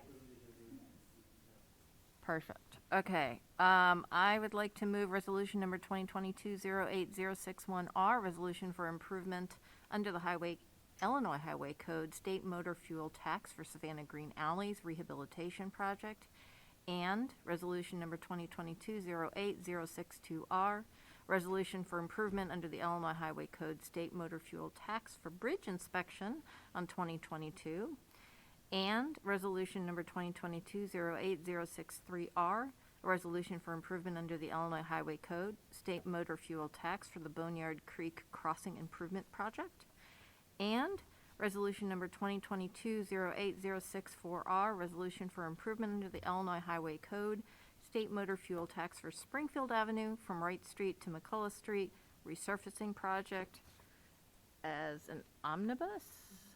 As an omnibus. Second. So that was moved by Mary Alice, seconded by James, to move them all for approval on the consent agenda omnibus, or just to omnibus then? Just Okay, just Put 'em the together. omnibus, to put them together. Any discussion on omnibus? Okay, can we do a voice for that since they're all resolutions? Okay, then all in favor? Aye. Any opposed? Okay, then we will have them all together, and then I guess we're doing another motion for moving them as a package. All right, well, I move that the 4 resolutions that were just omnibus together be moved to city council on the consent agenda for approval. Second. Okay, thank you. Now we have to move the omnibus resolutions to city council for approval on consent agenda by Mary Alice, seconded by James. Any discussion on this one? I have a quick one. Would you mind taking the chair real quick? I'll take the chair, and the chair recognizes Grace. Thank you. Just wanted to say on the bank stabilization and the stormwater things, I know it's just things that we've talked about, and there's some current inspection and maintenance and things going on and planned with the stormwaters. I just wanted to say that I've had a very more profound personal experience with the importance of that going to Eastern Kentucky this past week with their catastrophic flooding, and thinking about how flat we are here, and the difference with hills and where do you go to higher ground and emergency preparedness. And so I definitely think that those things are important in stabilizing the bank and having those retention areas, and support whatever else we can do on that stormwater management. So thanks for what you're doing on that, and definitely keep doing it. It's very important stuff. I would take the chair back. Yeah, I return the chair to you. Thank you. Yes, Chris? I just want to express a personal opinion. I hear a lot about people are accusing the motor fuel tax of raising their gas prices. And I hear another accusation that Urbana never takes care of its roads. I think let tonight be that's not true, either one. And we ask very little of you filling up your gas tank, using our roads to help repair our roads. And so it's a good program, and we should support it. Discussion. All right. Well, then, for moving these to consent agenda, all in favor? Aye. Aye. Aye. Any opposed? Okay, then those carry. Thank you.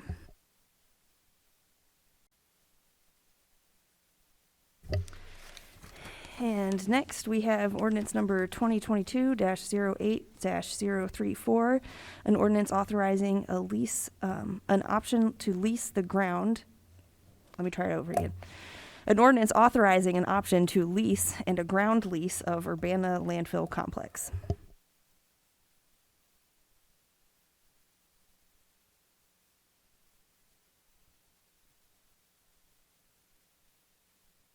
Is your mic on loud? Maybe a little Good closer. evening, Mayor and Council. This is an ordinance to develop a lease option and a lease for a solar developer to create a second landfill solar array on the city's closed landfill. I want to recognize that we should have the selected developer on the phone tonight. Chad Tatey with Total Energies is on the phone. It's a little bit earlier for him. He's calling in from California. So maybe he's just getting off work, but he's going to be with us in case there's any questions that you all may have that I can't answer. What I want to do is talk a little bit about the big picture of this project, why we're doing it, talk about the process we used, and then mention just a few of the details of the lease option and lease, and then I'll take any questions that you may have. So the big picture here is to develop more clean, pollution-free renewable energy in the city of Urbana. It's also to reduce our maintenance responsibilities and maintenance costs at our closed landfill.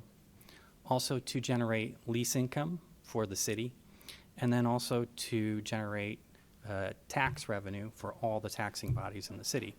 So this is a win-win-win-win. The process we pursued for this project is exactly the same that we pursued for our previous landfill solar development.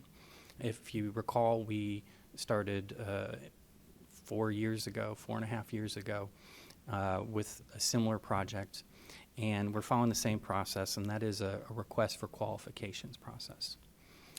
A request for qualifications is different from a request for proposal. We're not using a request for proposal because it's really not our project. We're not involved in the details of the design, build, operation, maintenance, disposition of a solar array.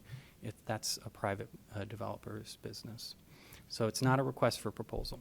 It's not an invitation to bid process either, because we're not able, no one's able to project several years, because these projects take several years, project with any accuracy several years ahead of what kind of lease rate they can provide the leaseor of a landfill solar development, because there are so many unknowns.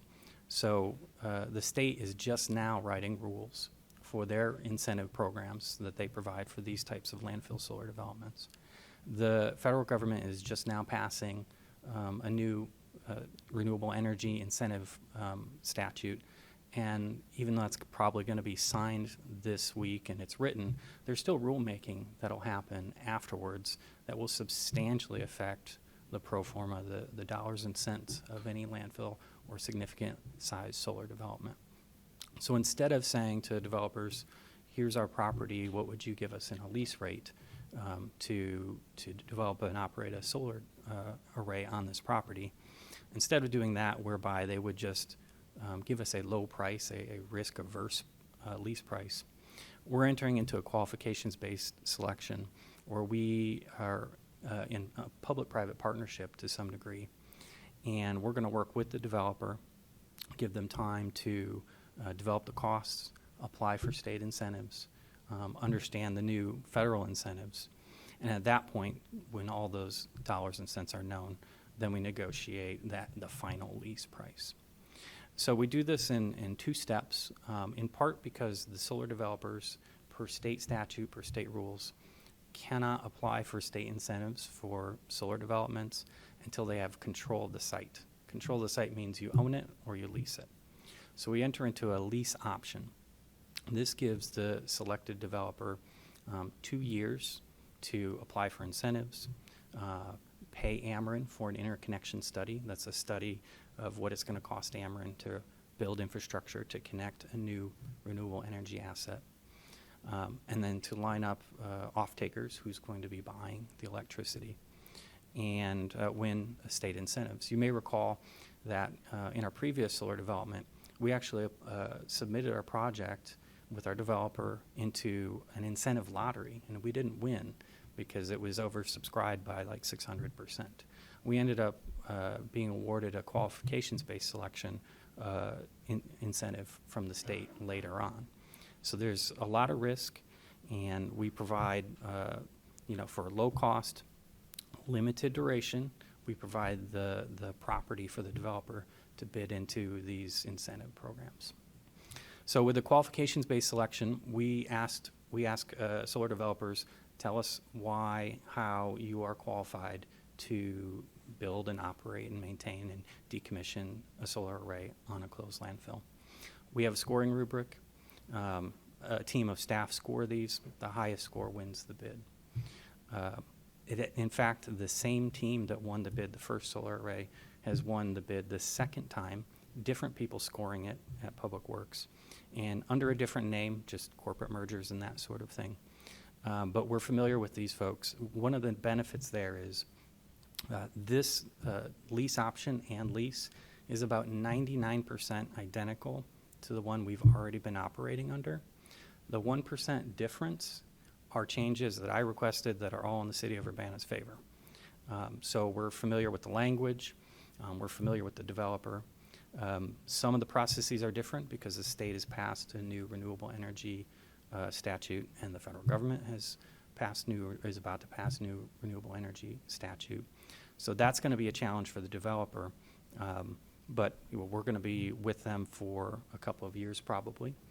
The first development took 4 years to go from request for qualifications to actually turning on the array. I'm hoping this one will be 2 or 3. We'll see what we can get done. So that's the process. We are going to also have a public hearing regarding this lease, as it is a lease of city-owned real estate. There will be a public hearing. It's scheduled for just before City Council next week.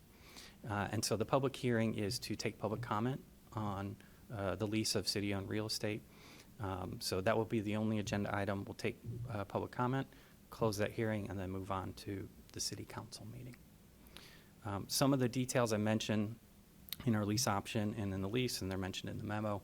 The lease option is 2 years. It's $100 an acre per year. It's not a lot of money. The point is to just keep the developer working towards a project on our property. And then at that point, when we put together off-takers, incentives, costs, benefits, we move that and we convert that into a long-term lease, which will probably be 25 years. And that's where we get all these benefits of more renewable energy, less maintenance, more lease income, more taxes for all the taxing bodies. Right now, the city-owned landfill is a city purpose, a public purpose, so it doesn't pay taxes. Once there's a private business operating on that private business, well, the property becomes taxable and the private business will pay all of those taxes. That's some of the details. There's more in the memo, but I'm happy to take any questions you may have. Yes, Chris? Thank you for the presentation. It's a private business, so they got to make money, right? How much would the energy that they produce, any sense, would it be affordable? Or? So it really depends on what type of project they pursue, what type of incentives that are won by the project. I'll give you a for instance. The first landfill solar array we developed on our landfill, we initially bid into the lottery for a community solar array, and it was dramatically oversubscribed. There was tons of people with property ready to go for that. We didn't win that incentive. There was a second pathway, which was a low-income qualified community solar array. That was not a lottery. It was sort of points-based, rubric, qualifications-based. Well, because we were building on a brownfield, because that landfill is in a low-income parcel as identified by the Illinois Solar for All program, we stacked up a lot of points. We ended up winning that low-income community solar array incentive. That incentive money provides enough cash to the developer, but that they can develop a project, but requires them to provide 50% cost of electricity to income-qualified households. We won that incentive. I can't tell you which incentive will win, moving forward. So there are many different carve-outs. There's community solar that's market rate, low-income community solar. There's distributed generation, which could be the solar array plugging into the back of one of those factories in that area. Yeah. Number of different potential incentive pathways. Okay. We just want to win one of them. Okay, thank you. Mary Alice? So, two of the items that you said that could be a benefit, one was, long-term rental income, basically. So how much did they end up paying for the first development per acre? So we negotiated $1,000 an acre per year times 41 acres. We did very well compared to the lease rates that we've observed in other places in the last 5 years in Illinois. I would say that's the upper limit That's very of high. what we can hope for. Yeah. But those were 41 acres before. Correct. Now, It's been a while since corn I and looked at beans commands something like $300 an acre, just to give you a sense of scale. And then, do you know how much property tax they ended up paying on those 41 acres? I don't have that number. I guess I'll ask the township supervisor. Okay, thank you. James? Yeah, Is that zoned agriculture in that area? Part of it is ag, part of it is conservation. So it would be property tax rated at the ag rate, right? Well, we have Marcus Ritchie in the audience. He would know better than me, but I presume it would be property tax at the use. Oh, okay. All right. Is that correct? Oh, sorry. Oh, okay. That's zoning. He knew the I'm zoning I'm just anyway. curious because I know the ag property tax rate for farmland is just much, much lower, so. Questions? I had just a few. So if you could clarify, you're saying that this is for $100 per acre per year for this 2-year contract. Is that right? Correct. And at any point, they can convert it, so it may only take 6 months, for instance, if all the stars align to convert to a permanent lease, if the incentive programs are developed quickly with the state.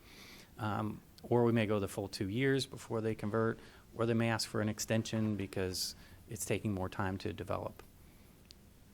And that extension would have to be with city agreement also? We'd come back to council if we have to extend the lease option term. Okay, thank you. Just also want to say I appreciate breaking down some of the key points in the agreement there in the memo.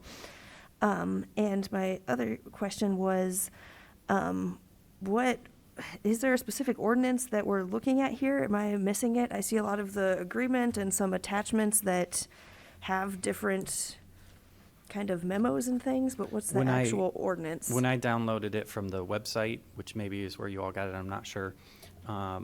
It was not the ordinance was after some of the long documents, so you might have to flip through them all carefully. Oh. Thank you. I think I knew that while reading it and then I lost it. Okay, separate pages here. Thank you.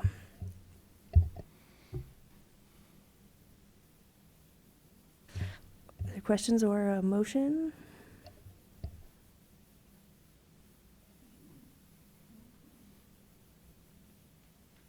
All right, yeah, I'll move approval of ordinance number 2022-08-034. An ordinance authorizing an option to lease and a ground lease of Urbana landfill complex to city council. Now, since we are having the public comment, I'm just going to move it to council, if I'll that's second okay that. with everyone. So you're moving it with no Okay. recommendation. And that does not mean that I'm not recommending it. That just means that we're moving it along for procedural reasons. Thanks. I seconded the motion. Oh, thank you. Sorry. Thanks. I was waiting for a second. How'd you know? Okay, so moved by James, seconded by Mary Alice to move this on to city council with no recommendation on the regular agenda. Any discussion? James? Yeah, and I just want to clarify for the public and others who might be out there watching this that we do move things to city council without express approval when there are pending things that need to be done with it. That by no means indicates that the council is not supportive of the item. If we weren't supportive, we wouldn't pass it on to city council for the additional vote. So I'm passing it on to city council for that because I support it and want to act on it. Thanks. Any other discussion? Okay, could we have a roll call, please? Ms. Wu? Yes. Mr. Evans? Yes. Ms. Wilkin? Yes. Mr. Quisenberry? Yes. Thank you. That carries. Thank you for the presentation. And our last item of business is ordinance number 2022-08-035, an ordinance amending Northgate Planned Unit Development, Rensenate Holdings LLC at 1502.5 Cunningham Avenue, Plan Case 2454 PUD-22.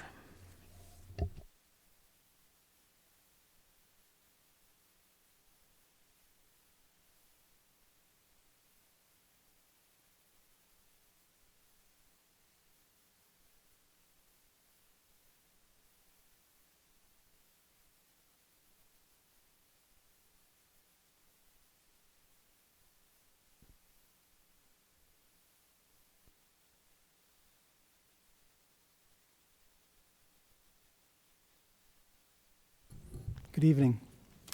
Rocinante Holdings LLC, represented by Andrew Fell, has requested an amendment to the Northgate Plaza planned unit development to allow construction of an indoor climbing facility next to the existing building, which is Urbana Boulders, at 1502.5 Cunningham Avenue in the B3 General Business Zoning District.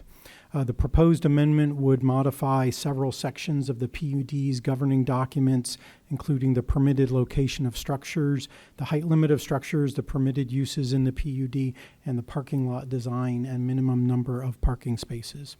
Some of these modifications require only consensus of property owners and tenants, as well as approval by the zoning administrator, while other modifications also require approval by City Council.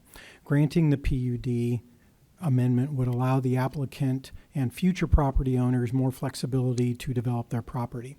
The presentation tonight will focus on the changes that require City Council approval. On July 21st, the Plan Commission voted unanimously to forward the case to City Council with a recommendation to approve the request with 2 conditions as presented. Andrew Fell is here to speak on behalf of the application. On May 18th, 1981, Council approved the preliminary and final PUD for Northgate Plaza for Busey First National Bank. Exhibit E includes the declaration and final development plan, which is shown on the screen, hopefully, for you. I was going to say, we don't see anything on our screens. Okay, and I'm Looks not like seeing anything on the screen behind you either. I think if we're not going to get it, I'd be fine with your verbal Okay. description, and maybe point us to a specific thing that we have in our packet if there's a good visual that would be helpful for us and the public to look at in it. Sure. So Exhibit E includes all of the recorded documents from the 1981 planned unit development, including the declaration of restrictions, easements, etc., as well as the final development plan, which is the layout of the shopping center with the building areas and the parking lots and everything like that. In that declaration, it states that the private agreements that have public impact have been revised from when it came to Plan Commission and then went to City Council, so that such agreements cannot be amended without approval of the Urbana City Council. And those meaning the major things that have public impact. Other portions may be amended with consent by property owners and Parcel A tenants, and then with City Council approval. Those I called major changes in the staff report. Other portions may be amended with consent by property owners and Parcel A tenants and without City Council approval, and I referred to those as minor changes. 10 years later, in 1991, Marine Bank applied for a special use permit to amend the approved PUD to allow for the sale of a portion of Tract C. And Tract C is the southwardmost parcel of the 3 parcels that are in the shopping center plat. Later, they fulfilled that special use permit by applying for a minor development, which is our name for a parcel split, to replat Tract C of the 3-tract PUD into 2 lots, one of which then became the parcel that was purchased later on by Rocinante Holdings.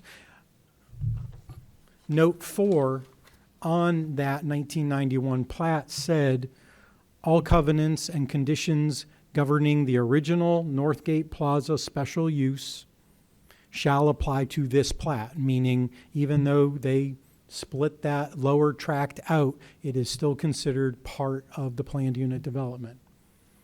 The applicant owns Lot 2 of this parcel and is thus bound by those covenants and conditions. So if they want to do anything on their property that is beyond the scope of those original 1981 restrictions, they have to apply for an amendment to the declaration of restrictions. And that any changes to that, depending on what section of the declaration it is, it's either a minor change, which doesn't require city council approval, or it's a major change, which does require city council approval.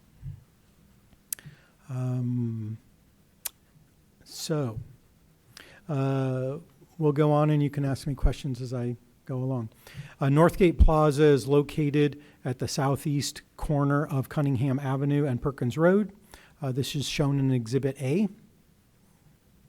So after the ordinance, it'll be the first exhibit, and there will be a little aerial map there. The main building lies parallel to Cunningham Avenue and includes both Tract A and Tract C. Just to make it more confusing for you, Tract B is the northernmost tract. Tract A is in the middle, and Tract C is at the bottom. Tract B in the north includes CIBM Bank as a separate outbuilding. Lot 1 of Tract C includes the applicant's building, which is separate from the main mall building, Urbana Boulders. Exhibits B and C show you the zoning and the future land use designation of the site and everything around it. Those really aren't relevant to this case, but it does show you that this is B3 general business and is future land use is commercial. Nobody is proposing to change the zoning or change the future land use designation.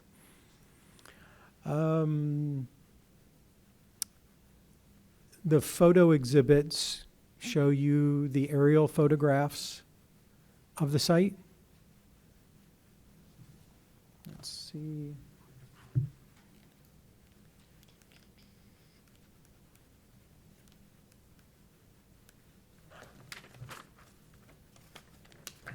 I believe that is Exhibit I.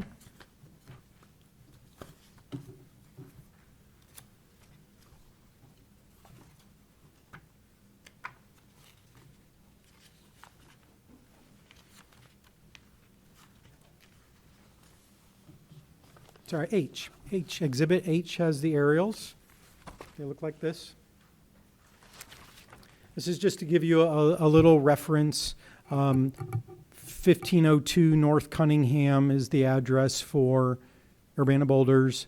1508, those two parcels are the mall itself, and 1514 corresponds to Tract B, which is the CIBM Bank.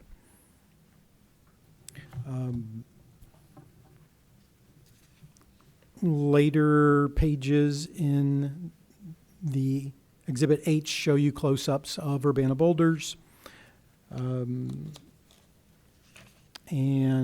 a historical aerial photograph of the site, giving you a little better idea of the parking spaces when they were more readily visible in 1984. They are certainly not that clear anymore.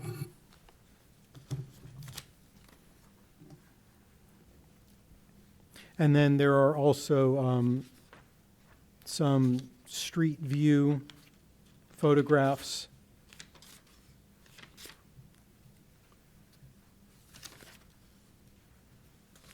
and some photographs of the site.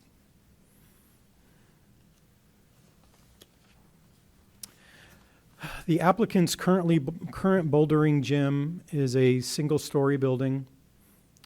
Although the original PUD site plan shows parking spaces to the west and south, those areas are not used for parking because asphalt has deteriorated, borders are overgrown, and striping has worn away. The bicycle parking in the southwest corner is absent. So if you go back to Exhibit E with the development plan,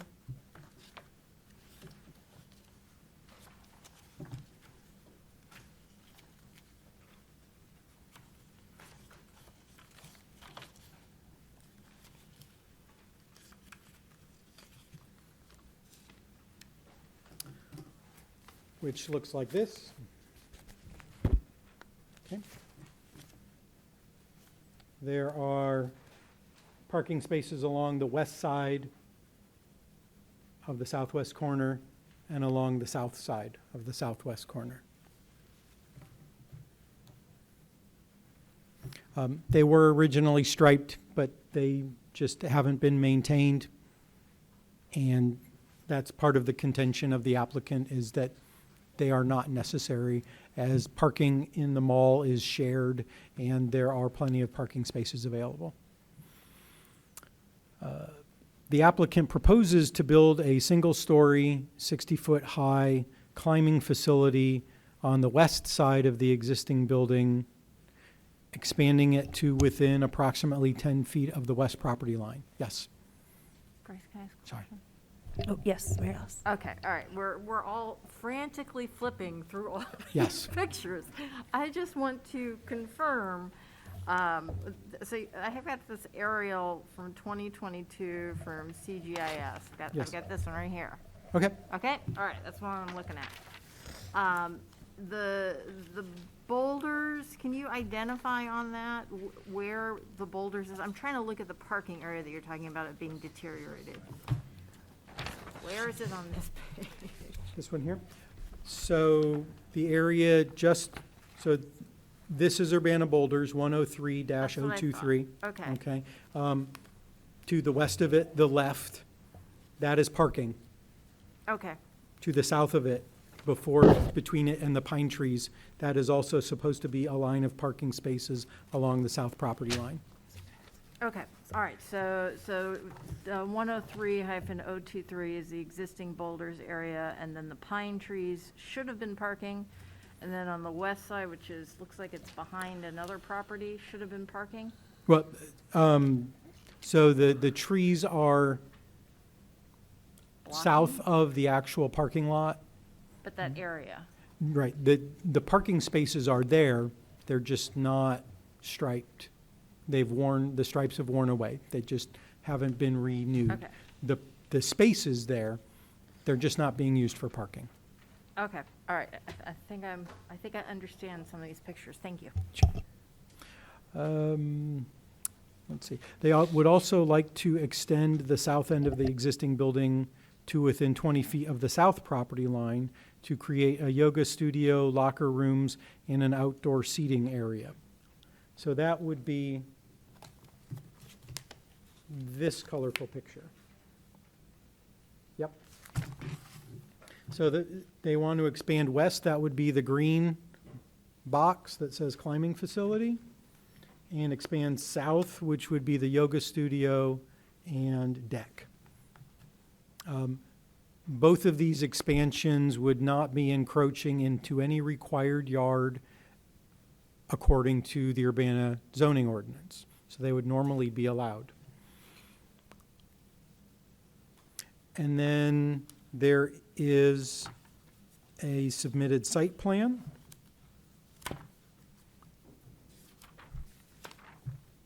Which is in Exhibit D.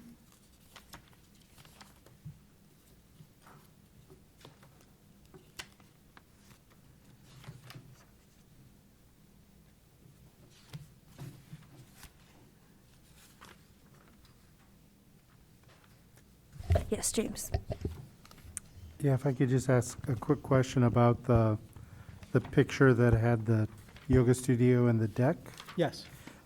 How much distance are they required to have between the edge of the deck and the property line? I believe it is 10 feet from the rear and 5 feet from the side. Okay, so they're 10 feet, the south end of the deck is more than 10 feet from the property line? Yes, it is Okay. more than 10 feet, yes. All right, thank you. So you should have a site plan that looks something like this. And it should say something along the lines of revised site plan, yes.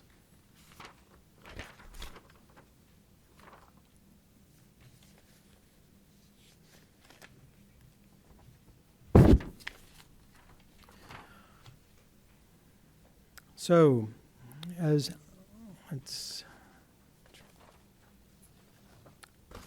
getting into the proposed changes of the declaration. No changes are proposed to the preliminary section. Section 1 is common area development.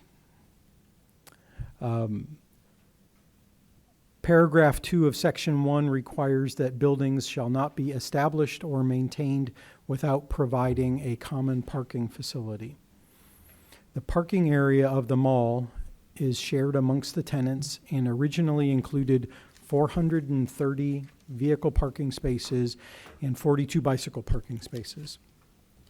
The applicant reviewed the current and proposed uses in the shopping center and calculated that only 363 parking spaces would be required using the parking rates for the current zoning uses based on the zoning ordinance, including for the proposed climbing facility and crediting the 15% parking space reduction for shared parking, which is a benefit that we allow through the zoning ordinance. The proposed expansion would eliminate approximately 26 parking spaces, leaving 404 parking spaces. The magic number is there would still be 41 spaces more than would be required. There'd be a 41 space parking surplus. Staff recommends that the final development plan, the map of the plaza, be revised to remove the 26 parking spaces west and south of the southwest retail building shown in Exhibit B, and to include a statement that parking must comply with the Urbana zoning ordinance, allowing for clear and straightforward compliance in the future. So,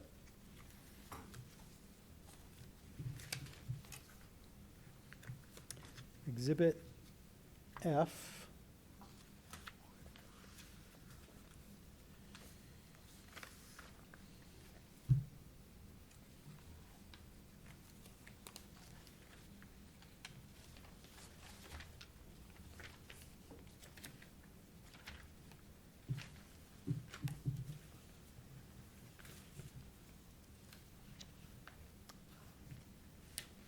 Sorry. Exhibit J. So near the end of the packet. Exhibit J is mostly white and has some blue and red on it. At the end of it.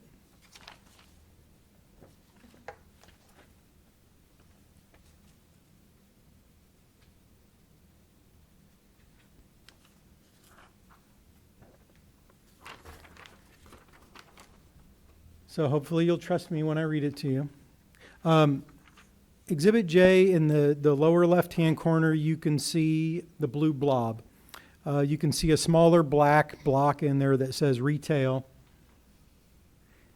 And you can see words that say expansion of building area. So we'll get to that in a little bit. The red ballooned area says removal of 26 parking spaces along the west and south sides of the building. So that's what staff is recommending, that those 26 parking spaces be removed because there would still be 41 surplus spaces.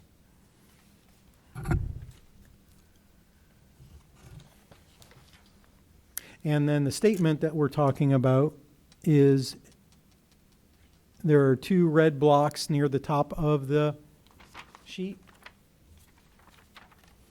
The one on the right underneath where it said back in 1981 parking key, there used to be rates. So if you look at the original document that you have, it would say you need this many spaces for this use and this many spaces for this use and this many spaces for this use. We are proposing that because uses change over the decades, it should simply say vehicle and bicycle parking must be provided in compliance with the Urbana zoning ordinance. That way, 20 years from now, when nobody drives cars and we're all driving hovercrafts and there's a different parking rate for hovercrafts, we would just simply look at the zoning ordinance and it would say this rate. So take out arbitrary numbers that might not apply in the future and refer back to the zoning ordinance. So that is Common Area Development, Section 1. For Section 2 easements, no changes are proposed to Section 2. Section 3 talks about operation and maintenance of common area. This section restricts buildings to only the portions designated building area. And those are, I mentioned the block that says retail on it. There are also blocks where the mall is that say retail, drugstore, supermarket, and restaurant where the bank is now. You can only build in those footprints according to the 1981 declaration. Urbana Boulders would like to build this building expansion that is outside of that footprint. In order for them to do it, the declaration needs to change to expand that footprint. So staff recommend that just this one southwest building area shown on Exhibit B in your ordinance be expanded to 10 feet from the west property line and 20 feet from the south property line according to the proposed site plan, and to include a statement that development must comply with the Urbana zoning ordinance. So again, like the parking, the old declaration had language underneath this left-hand red block that referred to floor area ratios and open space ratios. Well, the floor area ratio for the B3 zoning district was 5.0 back in 1981. Now it's 4.0. So staff think it makes sense to simply refer to the zoning ordinance and get rid of the arbitrary numbers, which have already shown that they don't stay accurate as time moves forward. So for whatever zoning district this is, when somebody proposes to do something different, we would just look at the zoning ordinance and see if it fits. And then when I mentioned the 10 and 20 foot setbacks, these setbacks might have to be increased to meet regulatory requirements during the building permit plan review process. So if Public Works says we need more room for stormwater to run back there, or fire or police say we need 15 feet because 10 feet's not big enough, then we would adjust that without coming back to City Council, because we would only ever make the setbacks larger, not smaller. Okay, that's Section 3. Section 4, changes to Section 4 are minor and require property owner and Parcel A tenant consensus and zoning administrator approval, not City Council approval. Same with Section 5, which is restrictions on use. Those are only minor and require only property owner and Parcel A tenant consensus and zoning administrator approval. And then finally, Section 6 is general provisions. No changes are proposed to that section. So, reviewing the criteria to change a planned unit development, which is Section 13.3 of the zoning ordinance, staff have analyzed the proposed changes in relation to the criteria in the zoning ordinance, and I will quickly go through them for you.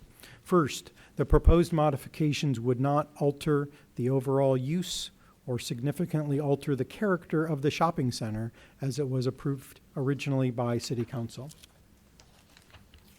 Second, about lot coverage and things like that. The proposed development would increase the overall lot coverage by only 11%, well below the maximum floor area ratio allowed by the underlying B3 zoning, which is the maximum 4.0. This is only 0.25. It would also allow a 60-foot high climbing facility that is similar in height to the trees that buffer it from the adjacent animal hospital. This building height complies with the underlying B3 zoning regulations, and it would not increase the intensity of use of the shopping center significantly. Hopefully there would be more people coming to the shopping center, but not significantly numbers. Third, the proposed changes to the PUD would not affect open space setbacks, loading spaces, or required street widths. The proposed development itself would eliminate 26 overgrown and unused parking spaces, leaving a surplus of at least 40 parking spaces. And finally, the proposed development eliminates only parking spaces that are not currently usable and would not affect pedestrian, bicycle, or vehicular traffic circulation. As far as public input and plan commission go, staff published a legal ad in the News Gazette to notify the public of the request and public hearing 15 days prior to the plan commission hearing.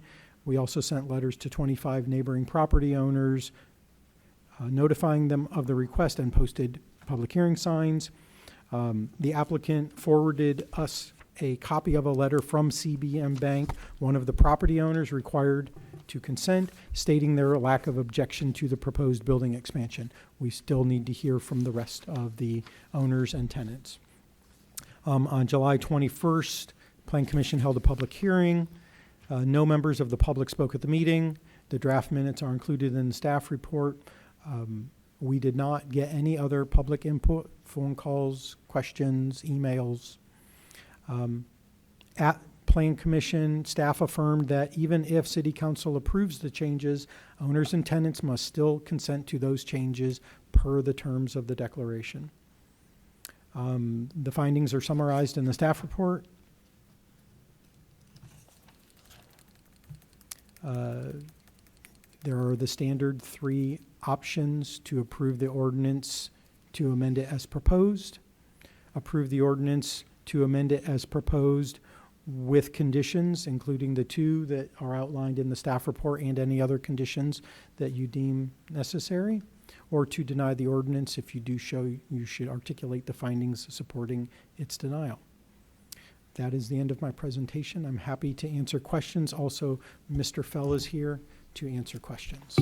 Or, yes. Thank you. Chris? Yeah. So where we're at is that the neighbors, the 25 neighbors, and the, I guess, they're within 300 feet of the proposed construction. Okay. Yes. We could approve this, but that would still need to be done based, and this is the Planning Commission's recommendation that be done. Yes. Could those neighbors actually nullify our approval? Or? No. So the neighbors include also people who don't need to approve.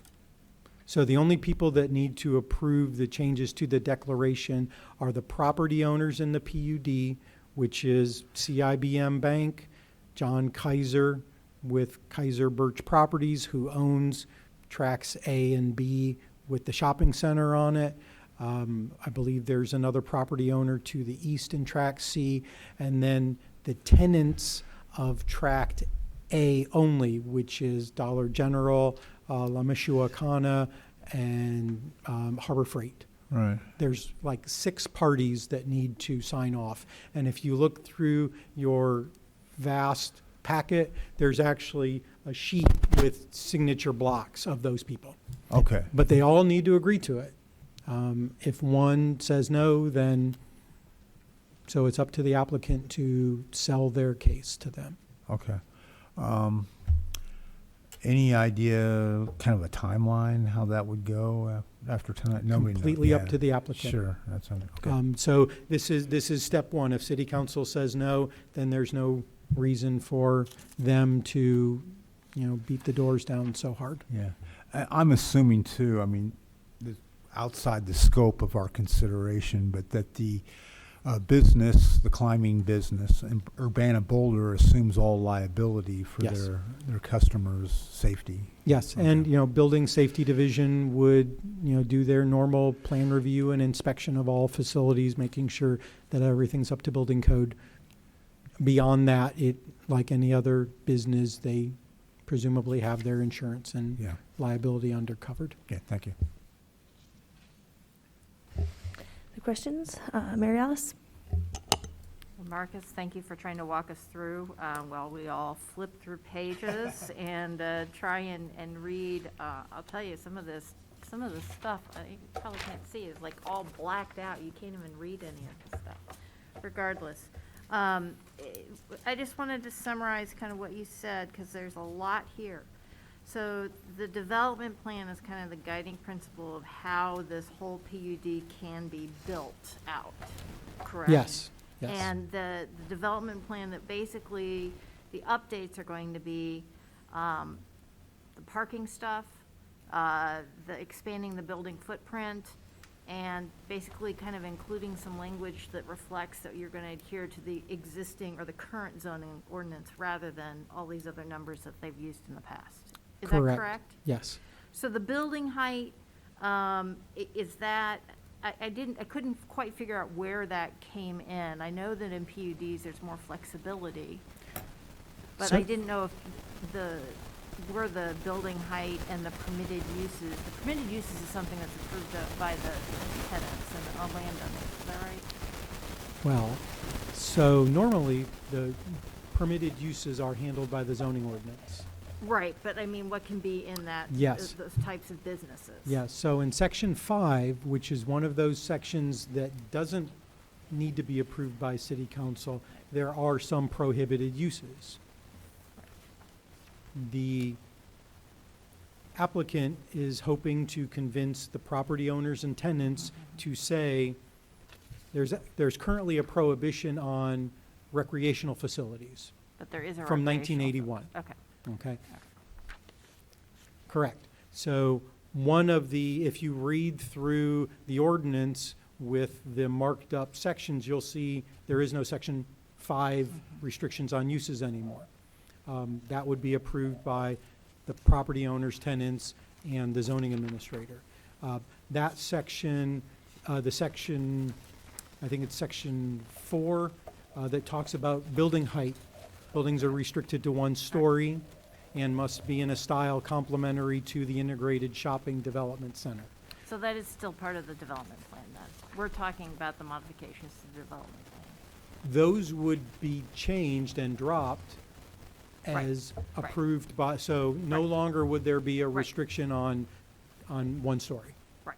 Yes. So basically, I guess what I'm trying to get to here, because I'm not quite familiar with building of shopping centers, is that all of the stuff that we covered today is all about updates to the development plan that was originally approved in 1981. Correct. Is that correct? That's correct. Awesome. Okay.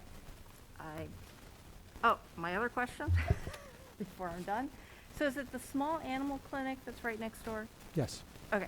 Have they been contacted? Do they have any, because they're the ones that would be most immediately We impacted. did not hear back from them. They were one of the 25 people that received a letter. But they do not have to sign off on any of this because they are not part of that, because they were lobbed off at some Correct. point. Okay, all right. Thank you.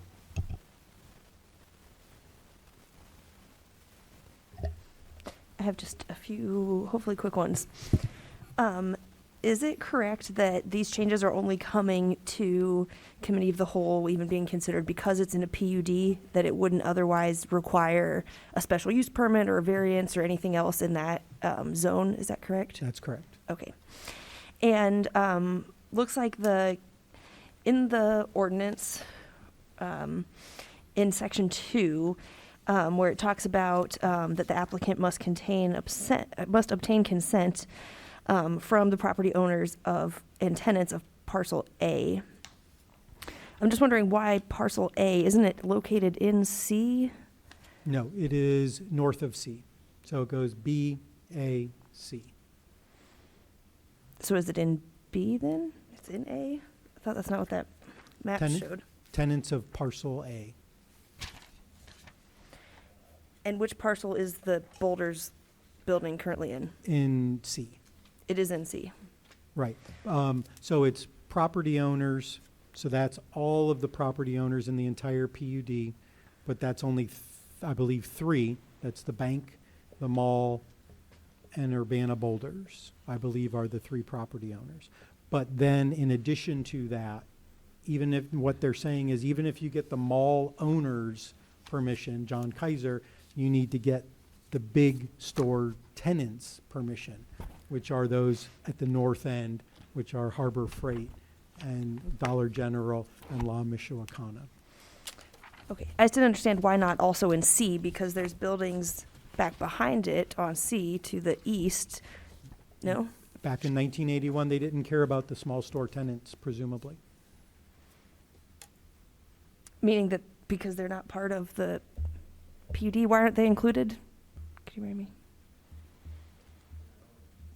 So, back in 1981, property owners, so the owners of the parcels, not tenants of the building, that covers all of the property. So the property owner of parcel C, the property owner of parcel B, the property owner of parcel A. In addition to that, they cared about enough the tenants of the larger stores, which are those located in tract A, which is in the middle. That's Dollar General, Harbor Freight, and La Michoacana, not Lucky Luke's or T-Mobile or the Urban Beauty. They don't need all of their consents. That's how it's written. Because that's how it was written in the original PUD. Yes, and nobody's proposing to change who needs to consent to it. Okay, I'll have to think about that one. I'm a little confused because it seems like the tenants of parcel C back behind there will also be impacted, but you're saying it's because they're not in part of the original PUD If they had written consideration. it that all tenants had to give consent, then we would be making them get all of their consent, but that's not how it was written. Okay, thank you. You're welcome. Other questions? Yes, Mayor? I just want to clarify, when it comes time to vote, and for people trying to follow along at home, the ordinance itself was incorporated into the pack of papers, so it follows immediately the staff memo. And then attachment A follows that, and attachment B follows attachment A. And that is all part of this ordinance yes. that's being voted on tonight. Yes, so Okay. attachment A should be the declaration. Declaration of restrictions, and attachment B is the site plan. Correct. Okay, so all of that is being voted on. Thank you. Thank you. And I would recommend in the future, when we have a complicated case like this, that the actual action item is pulled out and presented separately, so it's easy to find. Would that be the Like the ordinance and the attachments, yeah. Yeah, instead of being copied on the back of the memo. And Okay. does that make sense? No. It's an ordinance, and the ordinance is the action item, isn't it, typically? Correct, but this ordinance was buried in the packet along with the attachments. Oh, So what I'm just asking is that the actual It thing. should have been directly following the staff report. It followed the staff report, but it was copied onto the back of the staff report, and then it was followed by like 50 other pages. So it would just be useful to have it presented separately, so Okay. people who are voting could say, oh, okay, this is the action item, and I can put all this aside when it Okay. comes time to vote. Otherwise, Thank you. it's great. Okay. It's all there, it's just Right. harder to find. Absolutely. Thank you. James? So I would like to move ordinance number 2022-08-035, an ordinance amending Northgate Planned Unit Development, Russinate Holdings LLC at 1502.5 Cunningham Avenue, Plan Case 2454-PUD-22 to council on the consent agenda for approval. Second.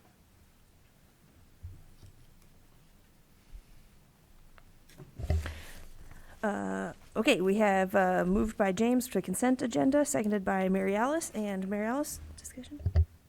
I just want to say that I'm really happy to see that the expansion and the area. I appreciate it. This is very complex. There's a lot of research that was on it, so I appreciate, Marcus, that you put all this stuff together for us. Even you walked us through, even though we can't see your presentation. I wanted to thank Mr. Fell as well for working on this. I think this will be a great addition to Urbana, so I'll be supporting this. Thank you. James? Yeah, I want to second that because Urbana Boulders is a destination location, and expanding this to have the taller climbing walls.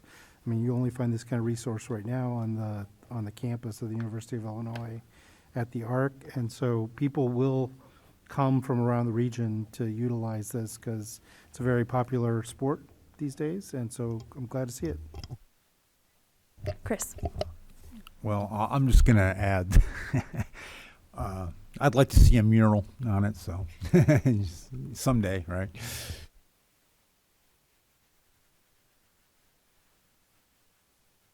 Great. Any last discussion?